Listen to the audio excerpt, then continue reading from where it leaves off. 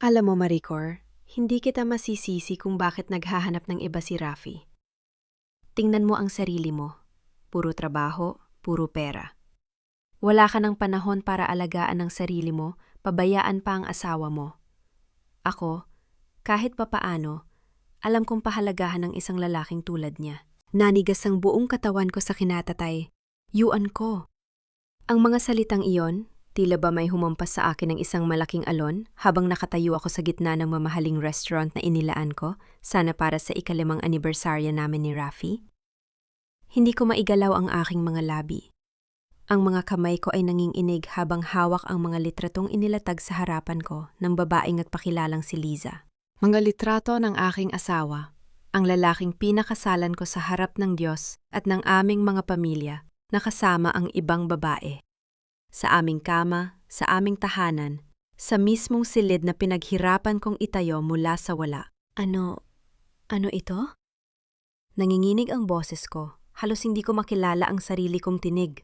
Ngumiti si Liza ng matamis, na parang hindi niya dinudurog ang puso ko sa harap mismo ng mga estrangjero.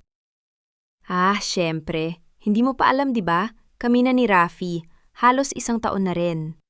Sabi niya, matagal na raw kayong walang kasiglahan. Na para na lang daw kayong magkakasama sa bahay, hindi mag-asawa. 1 taon. 1 taon kong pinagtiyagaan ng lahat. Ang mga gabing hindi siya umuuwi, ang mga dahilan na may meeting, ang mga pagkakataong mas pinili niyang makasama ang kanyang mga kaibigan kaysa sa akin. 1 taon kong sinubok ang intindihin siya, intindihin ang kanyang pamilya, intindihin ang lahat ng paghamak na ipinapakita sa akin ng kanyang ina. At ito pala ang kapalit. Alam mo? Patuloy ni Liza na parang hindi niya nakikita ang pagbagsak ng mundo ko sa harapan niya. Hindi kita sinisisi. Talaga namang mahirap panatilihin ang isang lalaki kung puro trabaho lang ang inaatupag. Pero ako, handa akong ibigay ang lahat para sa kanya. Ang lambing, ang atensyon, ang pag-aalaga, mga bagay na hindi mo na kayang ibigay. Naramdaman ko ang pagkirot sa dibdib ko. Isang sakit na hindi ko kayang ilabas.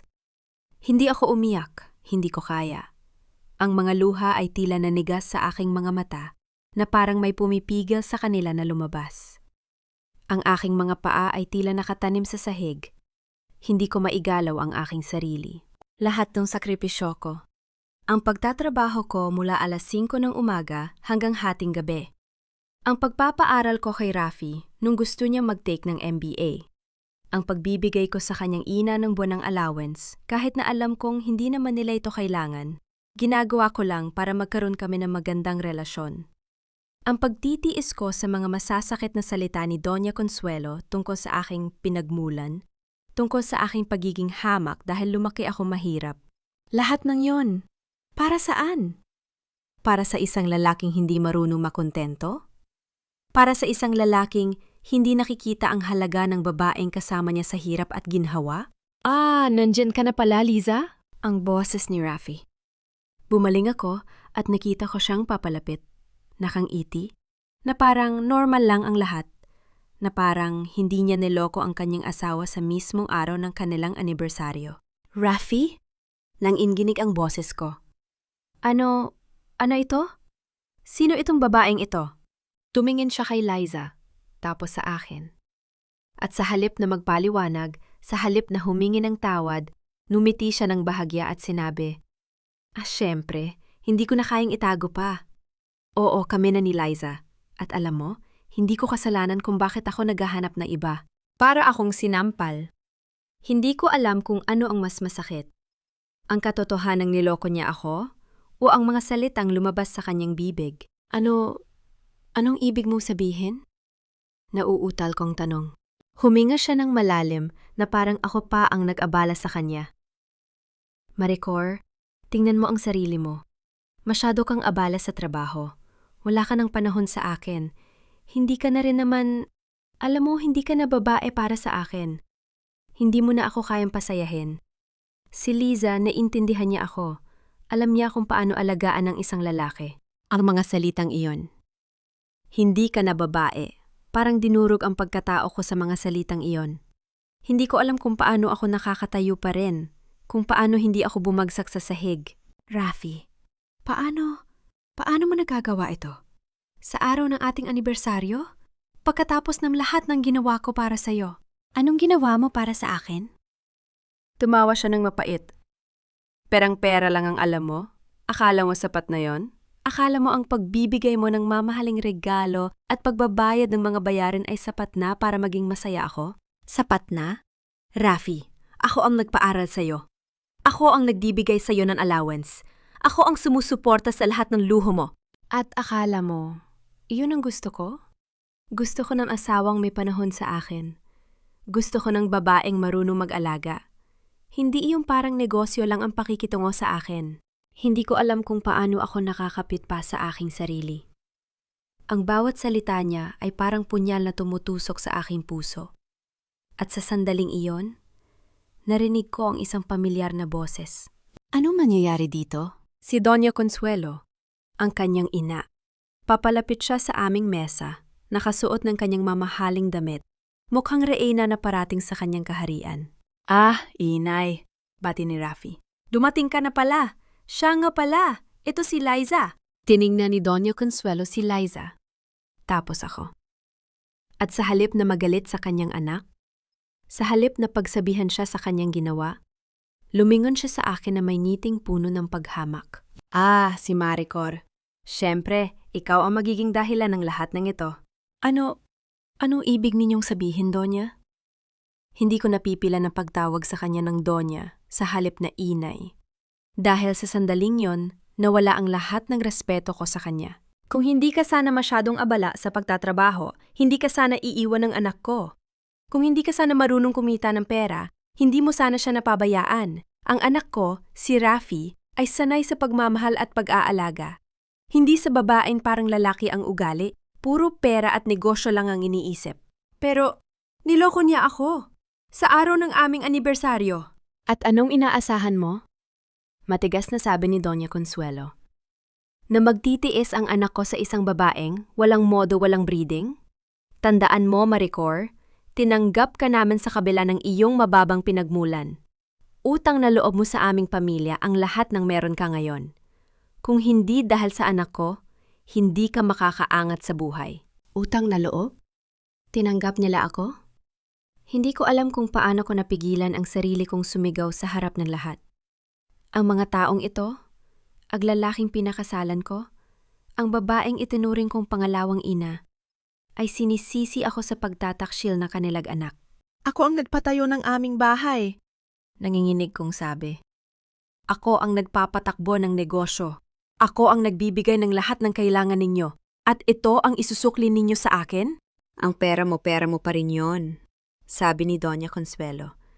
Pero ang pangalan ng pamilya, ang dangal ng mga Villanueva, yon ang mahalaga. At hindi mo kayang ibigay yon sa anak ko. Si Liza, kahit papaano, alam niya kung paano irespeto ang isang lalaki. Tama na, biglang sabi ni Rafi. Maricor, umuwi ka na. Huwag mo nang palakihin pa ang isyung ito. Tayo pa rin naman, mag-asawa pa rin tayo. Hindi naman natin kailangang pag-usapan ito ngayon. Hindi natin kailangang pag-usapan? Niloko niya ako. At ako pang inuutusan na huwag palakihin ang issue? Pero hindi ako umimik. Hindi ko alam kung bakit. Siguro dahil sa sobrang sakit, nawalan ako ng boses. Siguro dahil sa naramdaman ko na, sa sandaling iyon, ano man ang sabihin ko, hindi nila ako pakiinggan. Ang mga taong ito ay hindi ko kakampi. Kailangan kong umalis. Sabi ko. Halos hindi ko marinig ang sarili kong boses. Oo, umuwi ka na. Sabi ni Doña Consuelo. At bukas, may business meeting ka pa, di ba? Huwag mong hayaang maapektuhan ang trabaho mo dahil lang sa ganitong maliit na bagay. Maliit na bagay. Ang pagtataksil ng aking asawa, isang maliit na bagay para sa kanila. Umalis ako ng restaurant nang hindi lumilingon. Hindi ko alam kung paano ako nakarating sa aking kotse. Ang aking mga kamay ay nanginginig habang hinahanap ko ang aking susi. Nang makapasok na ako sa loob, hindi ako umiyak. Hindi ko kaya.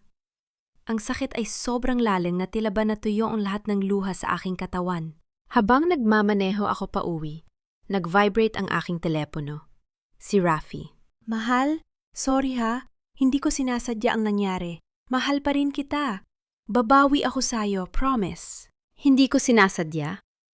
Paano mo masasabing hindi sinasadya ang isang taon ng pagtataksil? Paano mo masasabing mahal pa rin kita habang hawak-hawak ang ibang babae? Maricor, please, sagutin mo ako.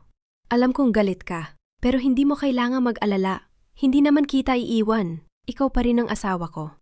Ang mga mensaheng iyon. Parang asin sa sugat. Hindi niya ako iiwan? Para bang may karapatan siyang iwan ako? Para bang siya ang nagdesisyon kung sino ang mananatili sa relasyon na ito? Pagdating ko sa aming bahay, ang bahay na aking pinaghirapan, ang bahay na itinayo ko gamit ang aking sariling pera, nakita ko ang isang dokumento na nakalapag sa aming mesa. Testamento. Ang aking testamento. Dahan-dahan kong kinuha ito at binuksan.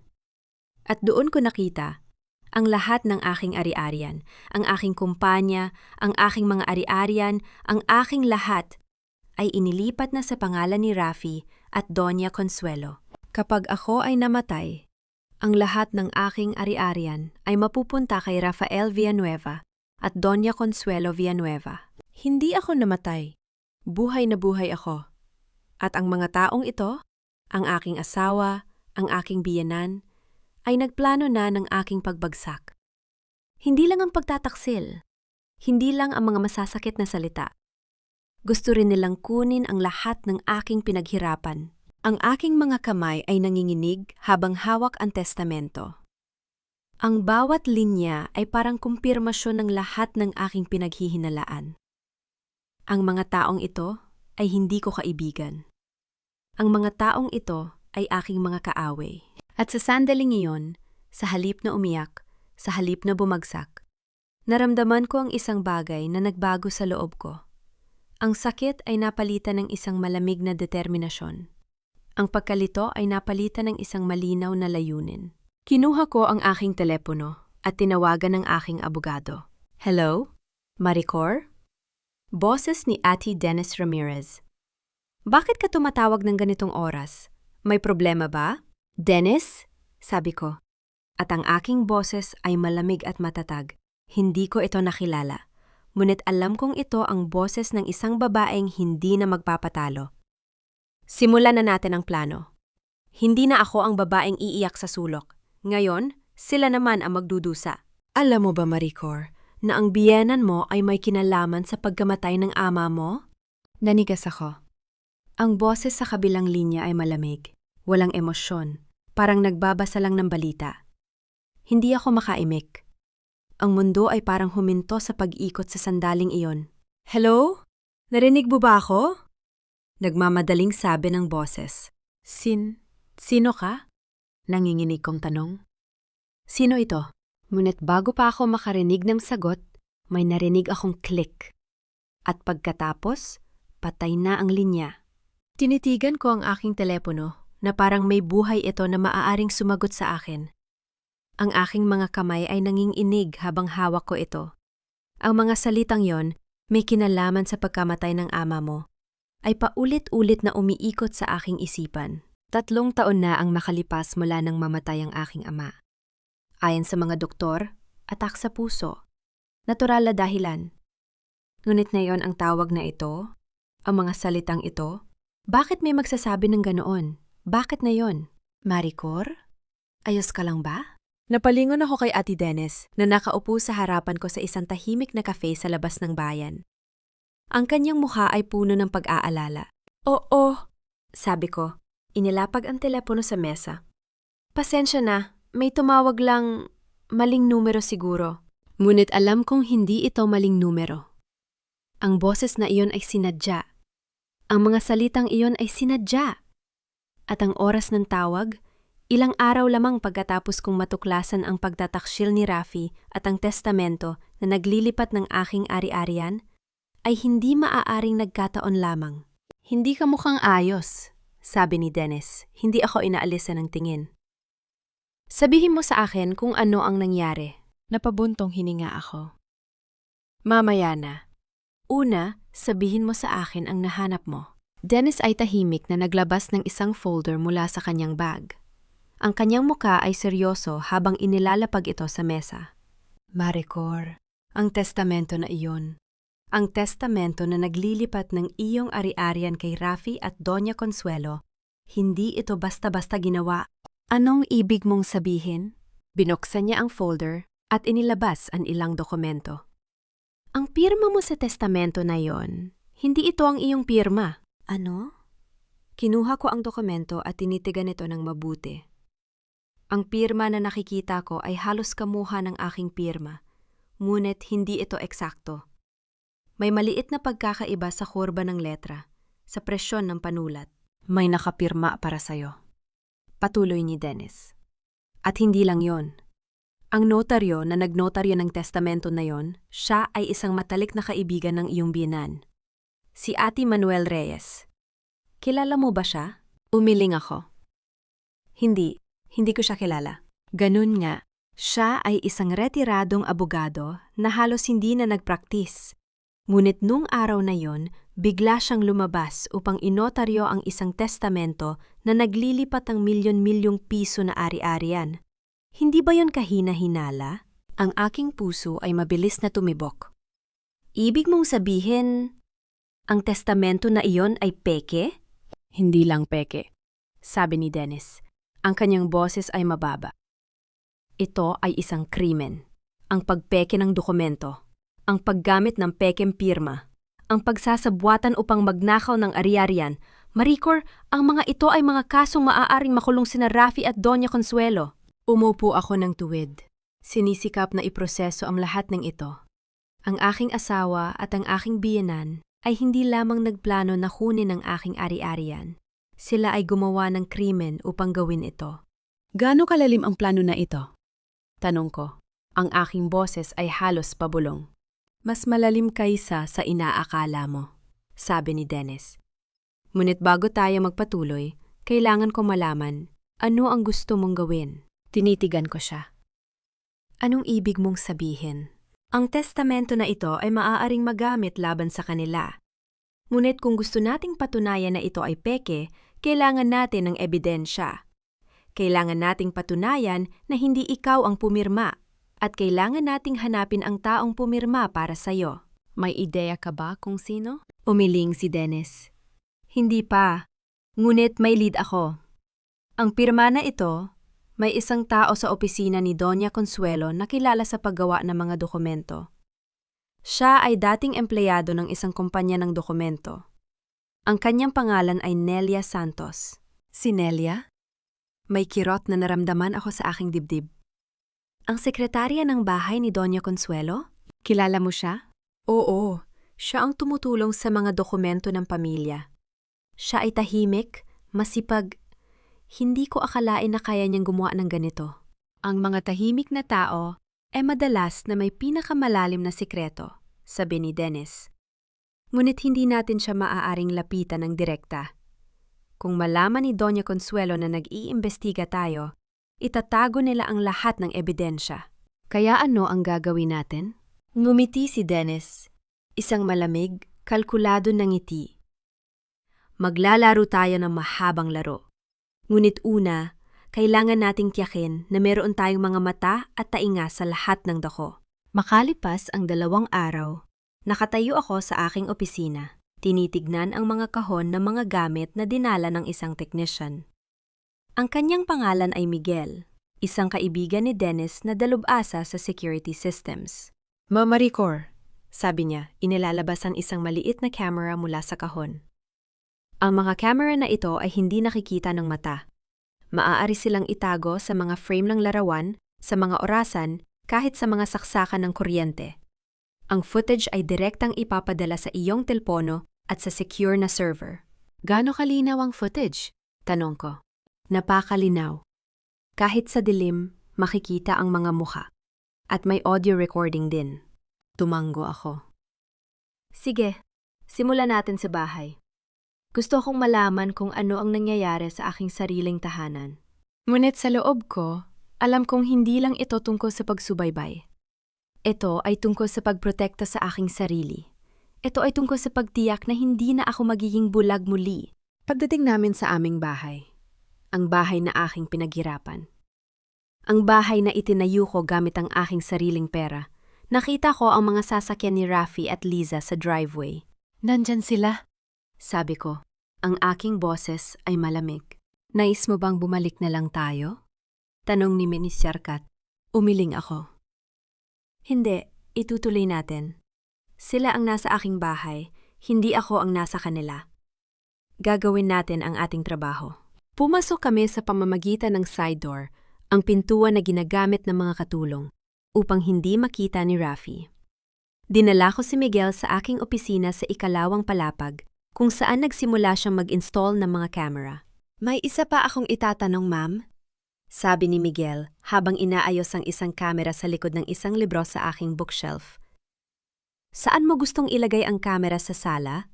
Sa my fireplace, sabi ko. Kung saan madalas umupo si Rafi kapag may bisita siya. Habang bumababa kami, narinig ko ang mga boses mula sa sala. Si Rafi at Liza. Ang kanilang mga tawa ay maririnig. Walang pakialam. Parang wala silang ginagawang masama. Mahal, huwag kang mag-alala, sabi ni Liza. Ang kanyang boses ay matamis at pa-cute. Kapag nakuha na natin ang lahat ng ari-arian ni Maricor, hindi na natin kailangang magtago pa. Alam ko, sabi ni Rafi. Ngunit kailangan nating maging matiyaga. Si Doña Consuelo ay may plano. Ang testamento ay magiging epektibo sa lalong madaling panahon. Kailan ba? Sa susunod na buwan. Kapag ang lahat ng dokumento ay na-finalize na. Tumigil ako sa aking paglalakad. Ang aking dugo ay kumulo sa aking mga ugat. Ang mga taong ito, ang aking asawa at ang kanyang kabit, ay nagpaplano ng aking pagbagsak sa aking sariling bahay, gamit ang aking mga gamit, habang ako ay nakatayo ilang metro lamang ang layo. Ma'am? Pabulong na sabi ni Miguel. Ayos ka lang ba? Tumango ako.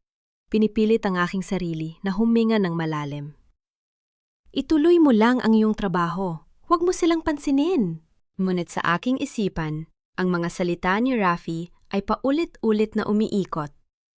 Ang testamento ay magiging epektibo sa lalong madaling panahon.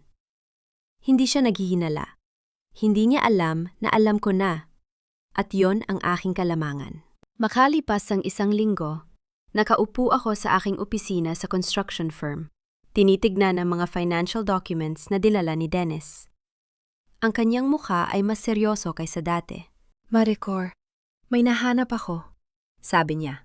Inilalapag ang isang makapal na folder sa aking mesa. At hindi maganda ang balita. Ano yon? Binuksan niya ang folder at inilabas ang ilang bank statements at loan documents. Si Rafi, may utang siya. Malaking utang. Magkano? 15 milyong piso. Nanlaki ang aking mga mata. 15 milyon? Paano? Saan niya nakuha yon? Sugal? Sabi ni Dennis. Ang kanyang boses ay mabigat. Siya ay may malubhang problema sa sugal. Ang mga utang na ito ay naipon sa loob ng 2 taon. At ang pinakamasama, ano? Ginamit niya ang iyong kumpanya bilang collateral. Ang aking puso ay tumigil. Ano? Paano niya nagawa ayon? Ang kumpanya ay rehistrado sa pangalan mo. Ngunit nung nagpakasal kayo, may nilagdaan kang kasunduan na nagbibigay kay Rafi ng karapatan na gumamit ng kumpanya bilang collateral para sa mga personal na utang. Hindi mo ba ito naalala? Umiling ako, ang aking isipan ay nagugulo. Hindi ako pumirma ng goong kasunduan. May pirma mo, sabi ni Dennis, inilalabas ang dokumento. Ngunit tulad ng testamento, ito ay peke. Ang pirma na ito ay hindi sayo. Ang aking mga kamay ay nanginginig habang hawak ko ang dokumento. Ang pirma halos kamukha ng aking pirma, ngunit hindi ito eksakto. Ang parehong peking pirma na nakita ko sa testamento. Ito ang dahilan kung bakit siya nagmamadali. Bulong ko. Ang mga piraso ng palaisipan ay nagsisimula ng magkasya. Ang utang na ito. Kailangan niyang makuha ang aking ari-arian bago malaman ng mga pinagkakautangan na wala siyang kakayahan na bayaran nito. Eksakto, sabi ni Dennis. Si Rafi ay nasa malubhang problema at ang kanyang ina, si Doña Consuelo, ay ginagawa ang lahat upang protektahan siya, kahit na nangangahulugan ito na sirain ka. Umupo ako. Pinipilit ang aking sarili na huminga ng malalim. Ang sakit ay napalitan ng isang malamig na galit. Ang mga taong ito ay hindi lamang nagtaksil sa akin. Sila ay nagplano na sirain ako ng lubusan. Kaya ano ang gagawin natin?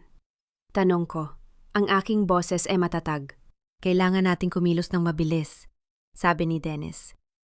Ang utang na ito ay maaari magamit laban sa kanila. Kung patunayan natin na ang pirma ay peke, ang utang ay magiging personal na utang ni Rafi, hindi ng kumpanya. Ngunit kailangan nating gawin ito bago pa niya makuha ang kontrol sa iyong ari-arian. May plano ka ba? Ngumiti si Dennis. Meron akong palaging plano. Nang gabing iyon, nakaupo ako sa aking silid. Tinitignan ang footage mula sa mga nakatagong kamera. Ang mga imahe ay malinaw. Masyadong malinaw. Nakikita ko si Rafi at Liza sa aking sala. Gamit ang aking sopa, umiinom ng aking alak. Tumatawa na parang wala silang pakialam sa mundo. Mahal, kapag nakuha na natin ang lahat, sabi ni Liza. Ang kanyang ulo ay nakasandal sa balikat ni Rafi. Bibilhan mo ba ako ng bagong bahay? Yung may pool? Oh, syempre, sabi ni Rafi. Hinahaplos ang kanyang buhok. Bibili ako ng kahit anong gusto mo. Basta't maayos na natin ang problema sa testamento. Kailan ba talaga magiging atin ang lahat? Sa susunod na buwan. Kapag na-finalize na ang lahat ng dokumento. Si Doña Consuelo ay may koneksyon sa notaryo, si Ate Reyes. Siya ang bahala sa lahat. At si Maricor? Ngumisi si Rafi. Si Maricor? Wala siyang gagawin. Masyado siyang abala sa kanyang trabaho.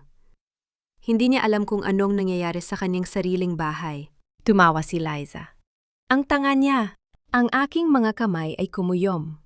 Ang sakit ay napalitan ng isang matinding galit. Ngunit sa halip na kumilos ng padalos-dalos, pinigilan ko ang aking sarili. Hindi pa oras. Kailangan kong maging matyaga. Kinuha ko ang aking telepono at tinawagan si Dennis. May nakita ako sa footage, sabi ko. Ang aking boses ay malamig. Si Rafi at Liza. Sila ay nagpaplano. Ang testamento ay magiging epektibo sa susunod na buwan. Alam ko, sabi ni Dennis. Ngunit meron tayong oras. Kailangan lang nating maghanda. May isa pang bagay, sabi ko, nag-aalangan. May tumawag sa akin kanina. Isang hindi kilalang numero. Ano ang sinabi? Ang aking puso ay mabilis na tumibok habang inaalala ang mga salita ng stranger. Sinabi niya na ang aking biyenan ay may kinalaman sa pagkamatay ng aking ama. Tumahimik si Dennis. Maricor, alam mo ba kung anong ibig sabihin nito? Hindi ko alam. Bulong ko. Ngunit malalaman ko.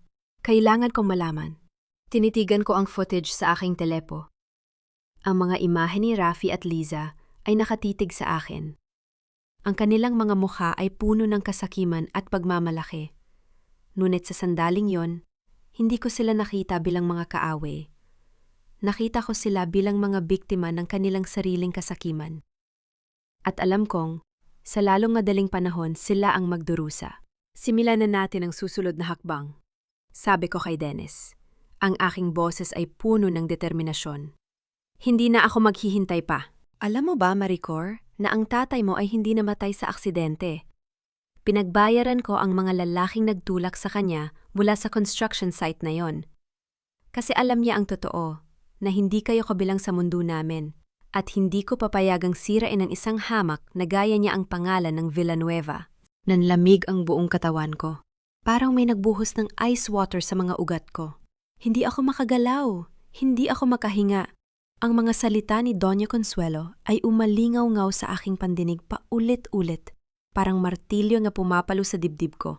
Ano ang sinabi mo? Halos bulong ang naging boses ko. Hindi ko makilala ang sarili kong tinig. Ngumiti siya. Ang mga mata niya ay malamig at walang pagsisisi. Narinig mo ako, anak. Ang tatay mo, si Ramon de la Cruz, ay hindi namatay sa aksidente. Inutusan ko ang mga tauhan ko na alisin siya. Kasi alam niya ang totoo tungkol sa negosyo ng pamilya at hindi ko kayang ipagsapalaran na malaman ng iba. Lumipad ang isipan ko sa 16 na taon na ang nakalipas. 18 taong gulang ako noon, nag-aaral pa sa kolehiyo. Nung makatanggap ako ng tawag na ang aking ama ay namatay sa isang aksidente sa construction site. Ang sabi sa akin, nahulog siya mula sa ikatlong palapag ng ginagawang gusali. Aksidente raw. Walang nakakita. Walang ebidensya. Buong buhay ko, pinaniwalaan ko yon. Ang aking ama, ang matyagang manggagawa na nagbuwis ng buhay para lang makapag-aral ako, ay namatay sa isang malungkot na aksidente. Hindi ko alam na may mas madilim na katotohanan sa likod ng kanyang pagkamatay. Bakit? Ang tanong ay lumabas sa aking bibig bago ko pa man ito mapigilan. Bakit mo ginawa yon? Wala siyang ginawang masama sa inyo. Wala siyang ginawang masama? Tumawa si Doña Consuelo. Ang tunog ay parang basag na kristal. Ang tatay mo ay may maliit na construction business. Kariba siya ng Villanueva Construction. At nung panahong yon, may malaking bidding para sa isang government project. Ang tatay mo ang malakas ang tsansa na manalo. Hanggang sa may nag-ulat sa akin na may alam siyang koneksyon sa mga Villanueva. Hindi ko kayang ipagsapalaran na malaman niya ang mga lihim ng pamilya. Kaya ginawa ko ang dapat gawin. Ang aking mga tuhod ay nanghina. Napahawak ako sa mesa para hindi ako bumagsak. Ang babaeng nakatayo sa harapan ko, ang aking biyenan, ang lola ng magiging anak ko, ay isang mamamatay tao. At sa loob ng 5 taon, tinawag ko siyang mommy. 5 taon akong nagtiis sa kanyang pang-aalipusta, sa kanyang mga masasakit na salita, sa kanyang pagtrato sa akin na parang basura. At lahat ng yon, habang siya ang pumatay sa aking ama. Bakit mo sinasabi sa akin ito ngayon? Ang aking boses ay nanginginig. Bakit mo inaamin? Kasi, Maricor? Lumapit siya sa akin. Ang kanyang mga mata ay malamig at matalas. Kailangan kong malaman mo kung gaano ako kalayo, kayang pumunta para protektahan ang aking pamilya. Ang anak ko si Rafi ay nangangailangan ng kontrol sa iyong kumpanya. At kung hindi mo ibibigay yon ng kusang loob, gagawin ko ang lahat para makuha ito. Hindi ako natatakot na dumihan ng aking mga kamay. Hindi ako natatakot na magdagdag ng isa pang bangkay sa aking konsensya. Ang banta ay malinaw.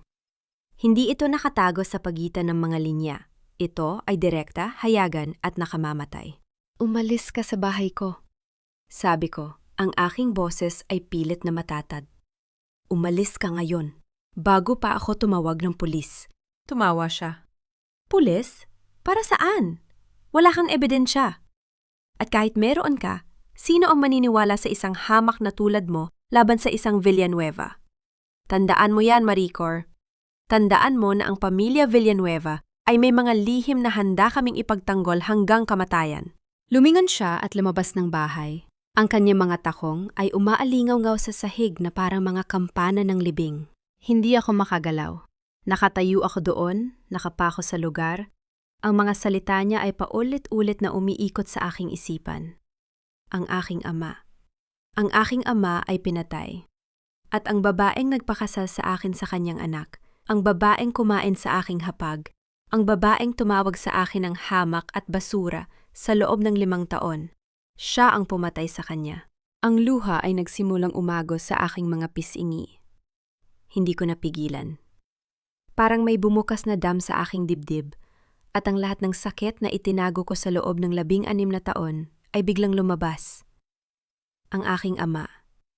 Ang aking mabait, masipag na ama na nagtrabaho sa ilalim ng araw para lang may maipangkain ako. Ang aking ama na ngumiti sa akin tuwing makakauwi siya mula sa trabaho, kahit pagod na siya. Ang aking ama na nangarap na makita ako maging isang inhinyero, isang negosyante, isang taong may magandang buhay. Pinatay siya. Hindi siya namatay sa aksidente. Pinatay siya ng pamilyang ito. Ang pamilyang pinagkakautangan ko ng kaligayahan, ang pamilyang sumira sa akin sa loob ng 5 taon. Umupo ako sa sahig. Ang aking mga tuhod ay niyakap at umiyak ako. Umiyak ako para sa aking ama. Umiyak ako para sa 16 na taon na nawala sa akin. Umiyak ako para sa lahat ng sakit at pagdurusa na dinanas ko sa mga kamay ng mga taong ito. At pagkatapos, nang matuyo ang aking mga luha, may nagbago sa akin. Ang sakit ay napalitan ng isang malamig matinding galit. Ang galit na hindi ko pa naramdaman sa buong buhay ko. Ang galit na nagmumula sa kaibuturan ng aking pagkatao. Mula sa alaala ng aking ama, mula sa lahat ng pang-aapi na dinanas ko. Hindi na ito tungkol sa pagprotekta sa aking kayamanan. Hindi na ito tungkol sa paghihiganti sa isang nagtataksil na asawa. Ito ay tungkol sa katarungan. Ito ay tungkol sa pagpapanagot sa mga taong ito sa kanilang mga krimen. Ito ay tungkol sa pagtiyak na hindi na nila masisira ang buhay ng iba. Kinuha ko ang aking telepono at tinawagan si Dennis. Kailangan ko makita ka. Sabi ko. Ang aking boses ay matigas at malamig. Nayon, may sasabihin ako sa'yo. Makalipas ang 30 minuto, nasa opisina na ako ni Dennis. Umupo ako sa harapan niya. Ang aking mga mata ay tuyo, ang aking puso ay parang bato. Alam mo ba kung paano namatay ang aking ama? Tanong ko. Tumigil si Dennis. Ang kanyang mga mata ay nag-iwas sa akin. Cor, alam mo ba? Ulit kong tanong, ang aking boses ay matatag. Bumuntong hininga si Dennis. Oo, mahina niyang sabi. Alam ko, ang aking puso ay lumubog. Gaano katagal mo nang alam? Matagal na. Sabi niya, ang kanyang boses ay puno ng pagsisisi. Nung nagsisimula pa lang ako magtrabaho bilang abogado, may nagsumbong sa akin tungkol sa pagkamatay ng iyong ama. Isang dating empleyado ng Villanueva Construction ang nagsabi sa akin na hindi ito aksidente, na si Doña Consuelo ang nag-utos nito. Bakit hindi mo sinabi sa akin? Ang aking boses ay nanginginig sa galit. Bakit mo itinago ito sa akin? Kasi natakot ako, pag-amin ni Dennis. Ang pamilya Villanueva ay makapangyarihan. May mga koneksyon sila sa gobyerno, sa pulisya, sa lahat. Kung nagsalita ako, maaring ako ang susunod at hindi ko kayang ipagsapalaran ng aking pamilya. Kaya pinili mong manahimik. Sabi ko, ang aking boses ay malamig. Habang ang pumatay sa aking ama ay malayang namumuhay. Habang ako ay nagdurusa sa ilalim ng kanyang bubong, tinatawag siyang mommy. Maricor, patawarin mo ako, sabi ni Dennis. Ang kanyang mga mata ay puno ng taos-pusong pagsisisi. Alam kong mali ang ginawa ko. Ngunit nayon handa akong tulungan ka. Handa akong gawin ang lahat para ilantad ang katotohanan. Tumayo ako. Ang aking puso ay puno ng matinding determinasyon. Kailangan ko ng ebidensya. Kailangan kong patunayan na si Doña Consuelo ang pumatay sa aking ama at kailangan kong tiyakin na babayaran niya ang kanyang mga kasalanan. May alam akong tao, sabi ni Dennis. Isang dating tauhan ni Doña Consuelo. Siya ang nakakita sa pagpatay. Siya ang nagulat sa akin nung una. Ngunit tumakas siya sa probinsya dahil natatakot siya sa buhay niya. Saan siya? Sa Batangas. May maliit siyang tindahan doon. Ngunit kailangan nating maging maingat. Kung malaman ni Doña Consuelo na kinokontak natin siya, maaaring patayin siya. Tumango ako. Kailangan kong puntahan siya. Kailangan kong marinig ang kanyang kwento. Pupunta ako sa iyo, sabi ni Dennis. Ngunit kailangan nating mag-ingat. Baka may mga tauhan si Doña Consuelo na sumusunod sa atin. Tumingin ako sa paligid. Ang opisina ni Dennis ay tahimik, walang ibang tao. Ngunit alam ko na hindi ako maaring magpabaya. Ang babaeng yon ay handang pumatay para protektahan ang kanyang mga lihim. At ngayon, alam ko na ang isa sa mga lihim na yon. Bukas ng umaga, sabi ko. Pupunta tayo sa Batangas. Kailangan kong mahanap ang saksing iyon. Sige, tumango si Dennis. Ngunit bago tayo umalis, may isa pang bagay na kailangan mong malaman. Ano iyon? Ang mga shares ng iyong kumpanya. Ang mga nasa pangalan ni Rafi. Kailangan mong bilhin ang mga yon bago pa siya kumilos. Alam ko, sabi ko.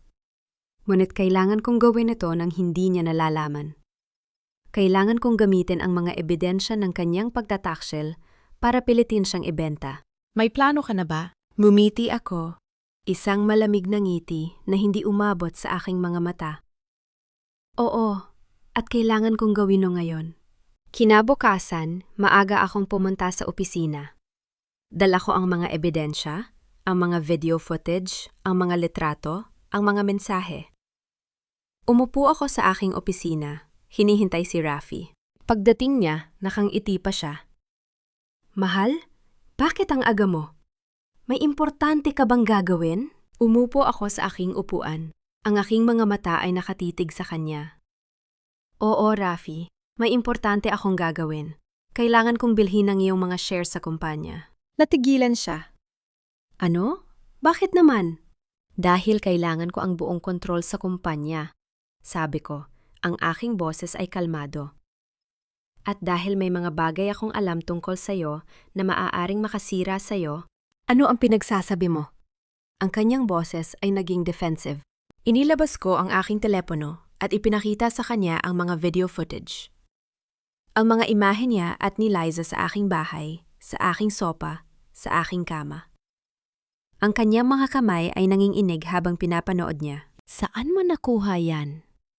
Bulong niya. Hindi mahalaga, sabi ko. Ang mahalaga ay mayroon ako mga ito. At kung hindi mo ibebenta sa akin ang iyong mga shares, ipapakita ko ang mga ito sa lahat. Sa iyong ina, sa mga empleyado, sa buong mundo. Maricor, wag mong gawin ito. Pakiusap niya.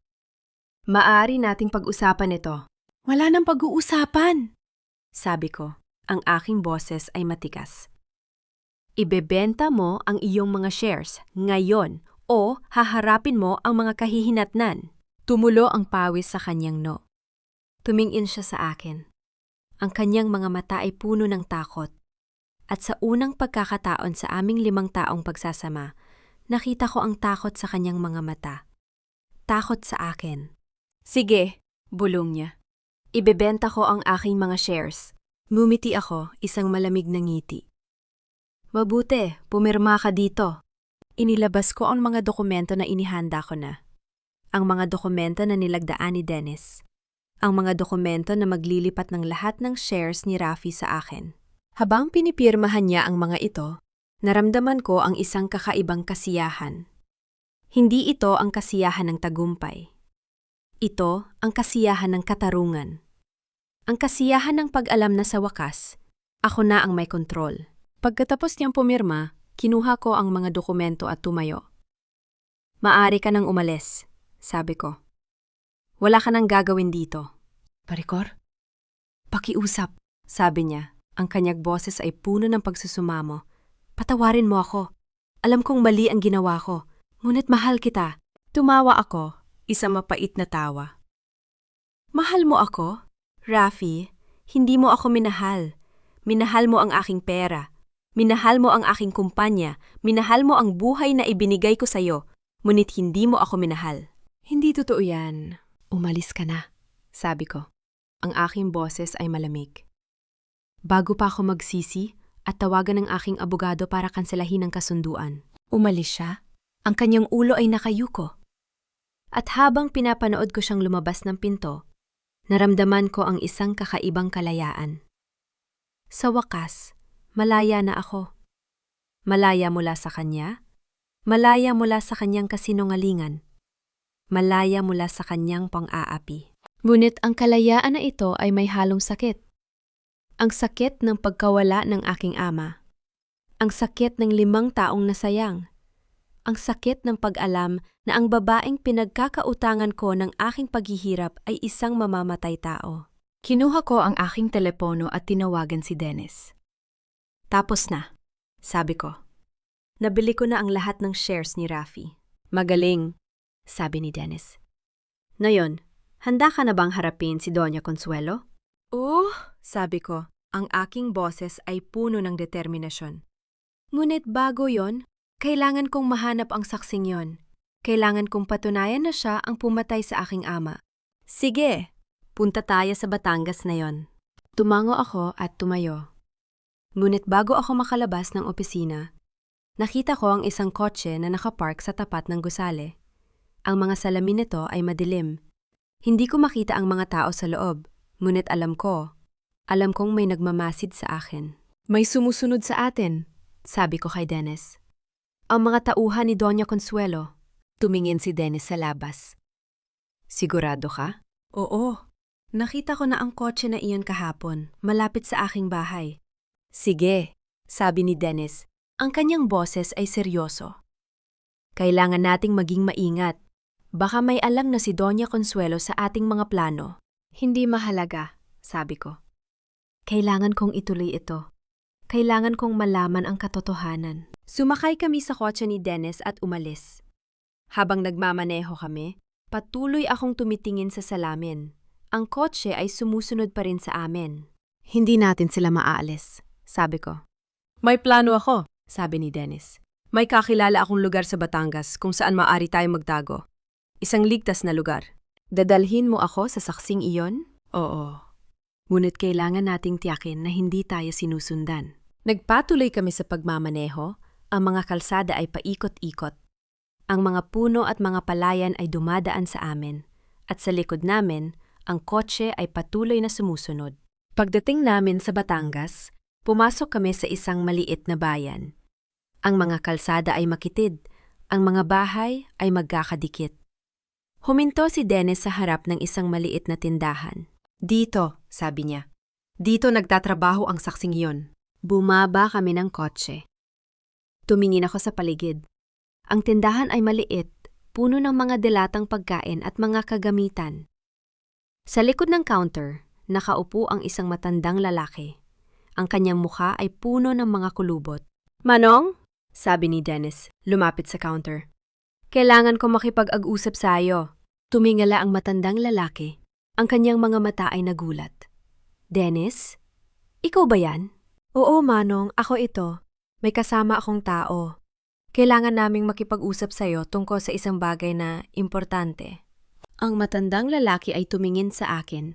Ang kanyang mga mata ay puno ng takot. Hindi ko alam kung ano ang pinagsasabi mo. Manong, alam mo kung ano ang pinag-uusapan natin? Sabi ni Dennis. Ang pagkamatay ni Ramon de la Cruz. Ang pagpatay na sinaksihan mo. Ang muka ng matandang lalaki ay namutla. Pakiusap? Huwag mo akong isali dito. Natatakot ako sa pamilya Villanueva. Manong, kailangan ko ang iyong tulong. Sabi ko, ang aking boses ay malambot. Ang ama ko ay pinatay. Pinatay siya ng babaeng yon, si Doña Consuelo. At kailangan kong patunayan ito. Kailangan kong ilantad ang katotohanan. Tumingin sa akin ang matandang lalaki. Ang kanyang mga mata ay puno ng awa. Ikaw ang anak ni Ramon? Oo, sabi ko. Ang aking mga mata ay nagsisimula ng mapuno ng luha. Ako si Maricor, ang kanyang anak na babae. Bumuntong hininga ang matandang lalaki. Ang tatay mo ay mabuting tao, sabi niya. Hindi siya karapat-dapat sa nangyari sa kanya. Manong, pakiusap, sabi ko. Sabihin mo sa akin ang nangyari. Sabihin mo sa akin ang katotohanan. Tumingin ang matandang lalaki sa paligid, tinitiyak na walang nakikinig. Pagkatapos, lumapit siya sa amin. Ang kanyang boses ay pabulong. Gabi noon, simula niya. Nagtatrabaho ako sa construction site.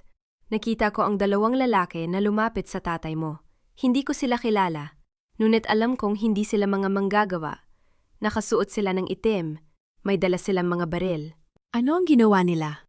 Tanong ko. Ang aking puso ay mabilis na tumibo. Kinausap nila ang tatay mo. Hindi ko narinig ang usapan, ngunit nakita ko na natakot siya. Pagkatapos, itinulak nila siya. Itinulak nila siya mula sa ikatlong palapag. Ang aking mga tuhod ay nanghina. Napahawak ako kay Dennis para hindi ako bumagsak. Nakita ko ang lahat, patuloy ng matandang lalaki. Ngunit natakot ako. Alam kong kung magsasalita ako ang susunod. Kaya tumakas ako.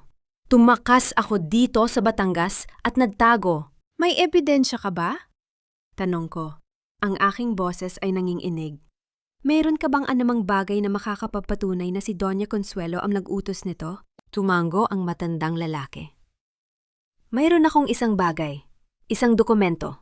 Isang papel na nagpapakita na nagbayad si Doña Consuelo ng isang tao para alisin ang tatay mo.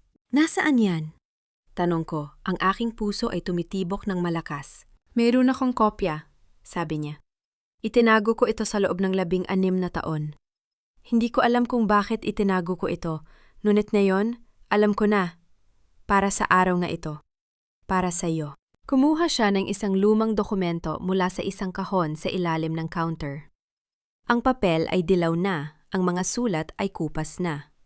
Ngunit nang hawakan ko ito, naramdaman ko ang bigat nito. Ang bigat ng katotohanan. Eto, sabi niya. Ito ang ebidensya na kailangan mo. Kinuha ko ang dokumento. Ang aking mga kamay ay nanginginig. Tiningnan ko ito. Isang kasunduan nilagdaan ni Doña Consuelo na nagbabayad ng isang malaking halaga sa isang tao para alisin si Ramon de la Cruz.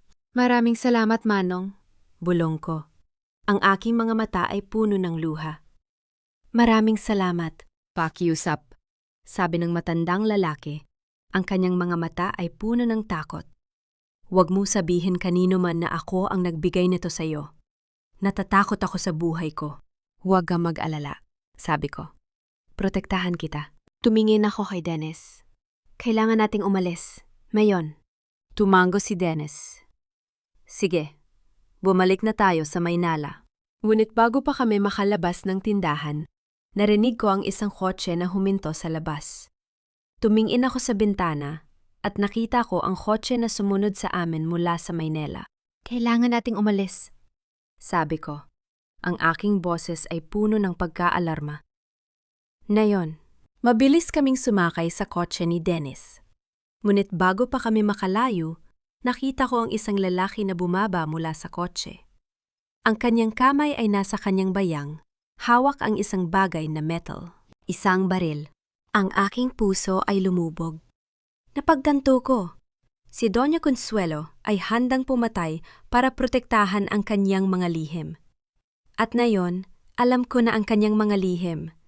At alam ko na siya ay handang gawin ang lahat para pigilan ako. Bilisan mo, Dennis. Bulong ko. Ang aking boses ay nanginginig. Bilisan mo. Habang mabilis na nagmamaneho si Dennis palayo, tumingin ako sa salamin. Ang lalaki ay nakatayo pa rin. Ang kanyang baril ay nakataas. At sa likod niya, nakita ko ang isa pang kotse na paparating. Hindi nila tayo hahabulin, sabi ni Dennis. Ang kanyang boses ay pilit na kalmado. Alam nila na hindi nila maaaring gawin ito dito, sa gitna ng bayan. Pero alam nila na nandito tayo, sabi ko. Alam nila na may nakita tayo. At alam nila na may ebidensya na tayo. Kaya kailangan nating maging mas maingat, sabi ni Dennis. Kailangan nating itago ang ebidensya na yan sa isang ligtas na lugar. Tumingin ako sa dokumento sa aking mga kamay. Ang ebidensya na maglalantad sa isang mamamatay tao. Ang ebidensya na magbibigay sa akin ng katarungan para sa aking ama. Dalhin mo ako sa bangko, sabi ko. Ilalagay ko ito sa isang safety deposit box. Doon ito magiging ligtas. Tumango si Dennis at nagmaneho patungo sa bangko. Habang nagmamaneho kami, patuloy akong tumitingin sa salamin, tinitiyak na hindi kami sinusundan. At nang makarating kami sa bangko, mabilis akong pumasok. Ang dokumento ay mahigpit na hawak sa aking mga kamay. Pagkatapos kong ilagay ang dokumento sa safety deposit box, bumuntong hininga ako. Sa wakas, mayroon na akong ebidensya. Sa wakas, mayroon na akong paraan upang ilantad ang katotohanan. Ngunit alam ko na hindi pa tapos ang laban. Si Doña Consuelo ay hindi susuko ng ganoon kadali. At ngayon, na alam niya na may alam ako, gagawin niya ang lahat para pigilan ako. Kailangan nating maging handa, sabi ko kay Dennis. Kailangan nating maging handa para sa anumang gagawin niya. Alam ko, sabi ni Dennis. Ngunit sa ngayon, kailangan mong magpahinga. Kailangan mong maging malakas para sa mga susunod na araw. Tumango ako. Ngunit sa aking isipan, alam ko na hindi ako makapagpahinga. Hindi habang ang pumatay sa aking ama ay malayang namumuhay, hindi habang ang aking biyenan ay handang pumatay para protektahan ang kanyang mga lihim. Hindi ako makapagpahinga. Hindi hanggang sa makuha ko ang katarungan para sa aking ama. Hindi hanggang sa mabayaran ni Doña Consuelo ang kanyang mga kasalanan. At sa gabing iyon, nakaupo ako sa aking silid. Hawak ang isang larawan ng aking ama. Ang kanyang muka ay puno ng ngiti. Ang kanyang mga mata ay puno ng pagmamahal. At nangako ako sa kanya. Nangako ako na hindi ko siya bibigiwin. Nangako ako na ilalantad ko ang katotohanan. Nangako ako na ipaglalaban ko ang katarungan. Tatay? Bulong ko. Ang aking mga luha ay bumabagsak sa larawan. Ipinapangako ko sa iyo. Babayaran nila ang kanilang mga kasalanan. Ipinapangako ko. At sa sandaling iyon, alam ko na ang aking paghihiganti ay hindi lamang tungkol sa aking kayamanan. Hindi lamang tungkol sa aking dignidad. Ito ay tungkol sa katarungan para sa aking ama. Ito ay tungkol sa pagtiyak na ang mga taong ito ay hindi na makakasira ng buhay ng iba. Ang aking puso ay puno ng determinasyon. At alam ko na, sa kabila ng lahat ng sakit at pagdurusa, ako ay lalabas na panalo. Hindi lamang para sa aking sarili, ngunit para sa aking ama. Alam mo, Maricor, isa kang napakaswerteng babae. Pinasok ka namin sa pamilyang ito kahit na wala kang pinagmulan. Utang na loob mo sa amin ang lahat ng meron ka ngayon. Napatigil ako. Ang mga salitang iyon ni Doña Consuelo ay parang kutsil o na bumabaligtad sa aking sikmura. Ilang buwan na ang nakalipas, ang parehong bibig na iyon ang nag-utos na patayin ang aking ama. Ang parehong bibig na iyon ang nag-isip na hindi ko malalaman ang katotohanan. Ngunit alam ko na. At ngayon oras na para ipakita sa kanila na hindi na ako ang babaeng natatakot. Tumayo ako sa harap ng salamin sa aking opisina. Hinihigpitan ng aking blazer. Ang araw na ito ay hindi tulad ng ibang araw. Ngayon, ilulunsad ko ang unang hakbang ng aking paghihigante. Maricor, handa ka na ba? Tanong ni Dennis sa pintuan. Tumingin ako sa kanya at nangumiti. Handa na ako. Simulan na natin. Umupo ako sa aking desk at binuksan ang aking laptop.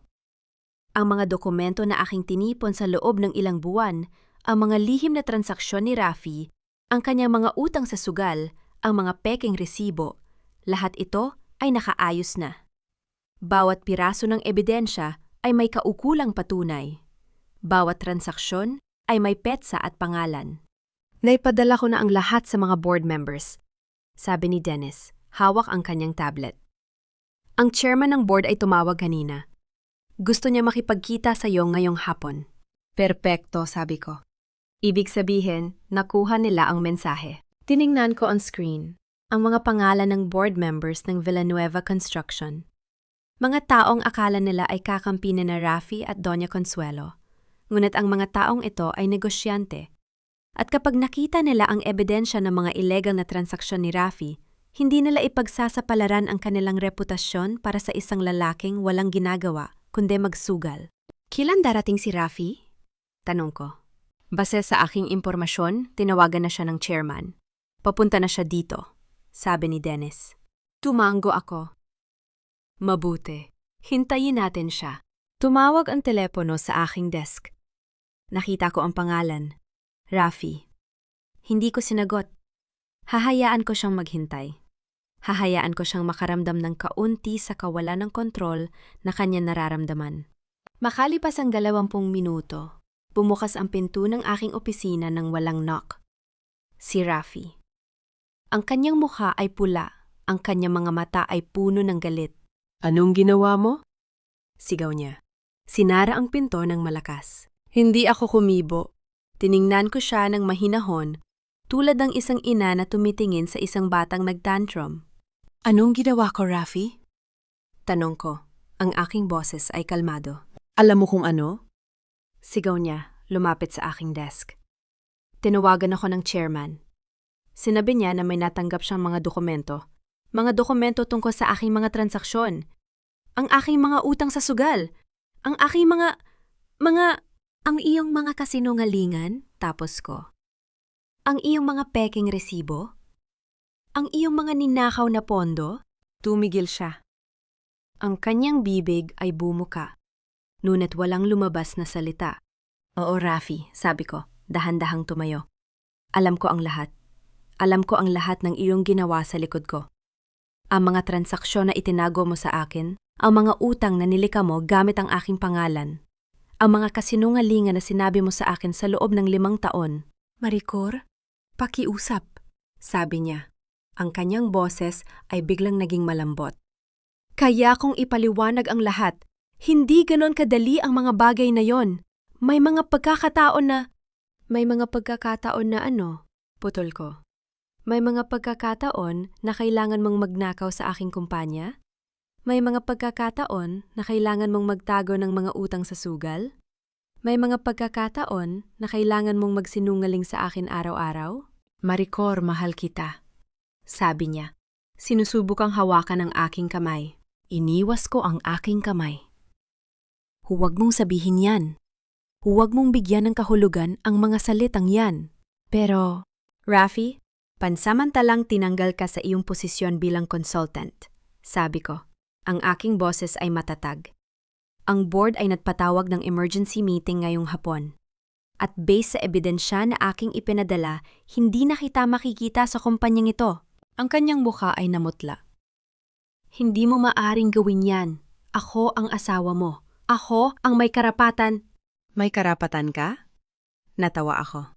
Isang mapait na tawa. Rafi, anong karapatan ang meron ka? Wala kang dala sa kumpanyang ito. Ang lahat na ito, ang aking kumpanya, ang aking pera, ang aking pangalan ay akin. Ako ang nagtayo ng lahat ng ito. Ikaw? Ikaw ay isang trust fund baby na walang ginawa, kundi umasa sa akin. Maricor, huwag mong gawin ito. Sabi niya, ang kanyang boses ay nanginginig. Maari nating pag-usapan ito. Maari nating ayusin ang lahat. Ayusin? Ulit ko. Paano mo aayusin ang pagsisinungaling sa akin sa loob ng 5 taon? Paano mo aayusin ang pagnanakaw sa aking kumpanya? Paano mo aayusin ang pagtataksil sa akin kasama ang iyong sekretarya? Natigilan siya. Ang kanyang mga mata ay lumaki. Paano mo nalaman? Alam ko ang lahat, Rafi. Sabi ko, papalapit sa kanya. Alam ko ang tungkol kay Liza. Alam ko ang tungkol sa inyong mga sikretong pagkikita. Alam ko ang tungkol sa mga regalo na binibili mo para sa kanya gamit ang aking pera. Alam ko ang lahat. Maricor, pakiusap. Hindi mo alam kung sino ang kalaban mo. Sabi ko. Ang aking boses ay malamig at matatag. Ako ang may-ari ng lahat ng ito. At ngayon, panonoorin kitang mawala ang lahat. Ang kanyang mukha ay nagbago. Mula sa takot, naging galit. Ikaw na walang utang na loob. Kung hindi dahil sa amin, wala ka sa kinaroroonan mo ngayon. Ang pamilya ko ang nagbigay sa iyo ng pagkakataon. Ang iyong pamilya? Natawa ako. Ang iyong pamilya na itinuring akong basura? Ang iyong ina na sinubukang sirain ako sa lahat ng paraan? Ang iyong pamilya na napungatay sa aking ama? Natigilan siya. Ang kanyang bibig ay bumuka, ngunit walang lumabas na salita. Anong sinabi mo? Wala, sabi ko, numiti. Hindi pa ngayon, ngunit malalaman mo sa tamang panahon. Bago pa siya makapagsalita, bumukas ang pinto. Si Doña Consuelo, nakasuot ng kanyang mamahaling damit, ang kanyang muka ay puno ng pagmamataas. Maricor, anong kalokohan ito? Tanong niya. Ang kanyang boses ay matinis. Bakit tinanggal ang aking anak sa kanyang posisyon? Sino ka para gumawa ng ganong desisyon? Umupo ako muli sa aking desk, kalmado. Doña Consuelo, ako ang CEO ng kumpanyang ito. Ako ang may-ari ng karamihan ng shares. Ako ang may karapatan na gumawa ng desisyon para sa kumpanyang ito. Paano mo naging mayari? Tanong niya. Ang kanyang mga mata ay nagsisindi. Ang mga shares na yon ay dapat ay kay Rafi. Ang mga shares na yon ay binili ko. Sabi ko. Binili ko ang lahat ng shares ni Rafi. May mga dokumento ako na nagpapunay nito. Gusto mo makita? Ang kanyang muka ay namutla. Hindi mo maaring gawin yan. Ang mga shares na yon ay pamana ng pamilya. Ang mga shares na yon ay nakuha ni Rafi sa pamamagitan ng kasinungalingan, sabi ko. At ngayon, nasa akin na ang lahat. Lahat ng ito. Ang kumpanya, ang pera, ang kapangyarihan ay akin. Maricor, Huwag mong kalimutan kung sino ako, sabi ni Doña Consuelo, ang kanyang boses ay nagbabanta. May mga koneksyon ako sa gobyerno. May mga kaibigan ako sa mataas na lugar. Kaya kung sirain ka sa isang tawag ng telepono. ngumiti ako. Talaga? Doña, alam mo ba kung ano ang natuklasan ko kamakailan? Ano? Tanong niya. Ang kanyang mga mata ay naghinala. Kumuha ako ng isang dokumento mula sa aking drawer at inilagay ito sa harap niya. Ito ang iyong mga utang sa bangko, ang mga utang na itinago mo sa lahat. Ang mga utang na ginamit mo ang aking pangalan bilang gwarantor. Ang kanyang mukha ay namutla. Paano mo nakuha yan? May mga paraan ako, sabi ko. At alam mo ba kung ano pa ang nasa dokumentong ito? Ang interes na hindi mo nabayaran. Ang mga babala mula sa bangko. Ang mga pagbabanta na kukumpiskay nila ang iyong mga ari-arian. Hindi mo maaaring gamitin yan laban sa akin. Sabi niya, ang kanyang boses ay nanginginig. Ang mga utang na yan ay personal. Hindi ito konektado sa kumpanya. Hindi ba? Numiti ako. Ngunit ang mga bangko ay hindi ganoon tumitingin dito. Kapag nalaman nila na ang garantor ng iyong mga utang ay ang CEO ng Villanueva Construction, maaaring magkaroon ng mga katanungan. Maaaring magkaroon ng mga investigasyon. Maaaring magkaroon ng mga problema. Maricor, huwag mong gawin ito, sabi ni Doña Consuelo. Ang kanyang boses ay biglang naging malambot. Pamilya tayo. Maari nating pag-usapan ito. Pamilya? Natawa ako. Kailan ninyo ako itinuring na pamilya? Kailan ninyo ako tinanggap? Kailan ninyo ako minahal? Maricor, tumigil ka! Sabi ko, ang aking boses ay matatag. Hindi mo ako kayang takutin. Hindi mo ako kayang manipulahin. Hindi na ako ang babaeng yun na natatakot sa'yo. Lumapit ako sa kanya.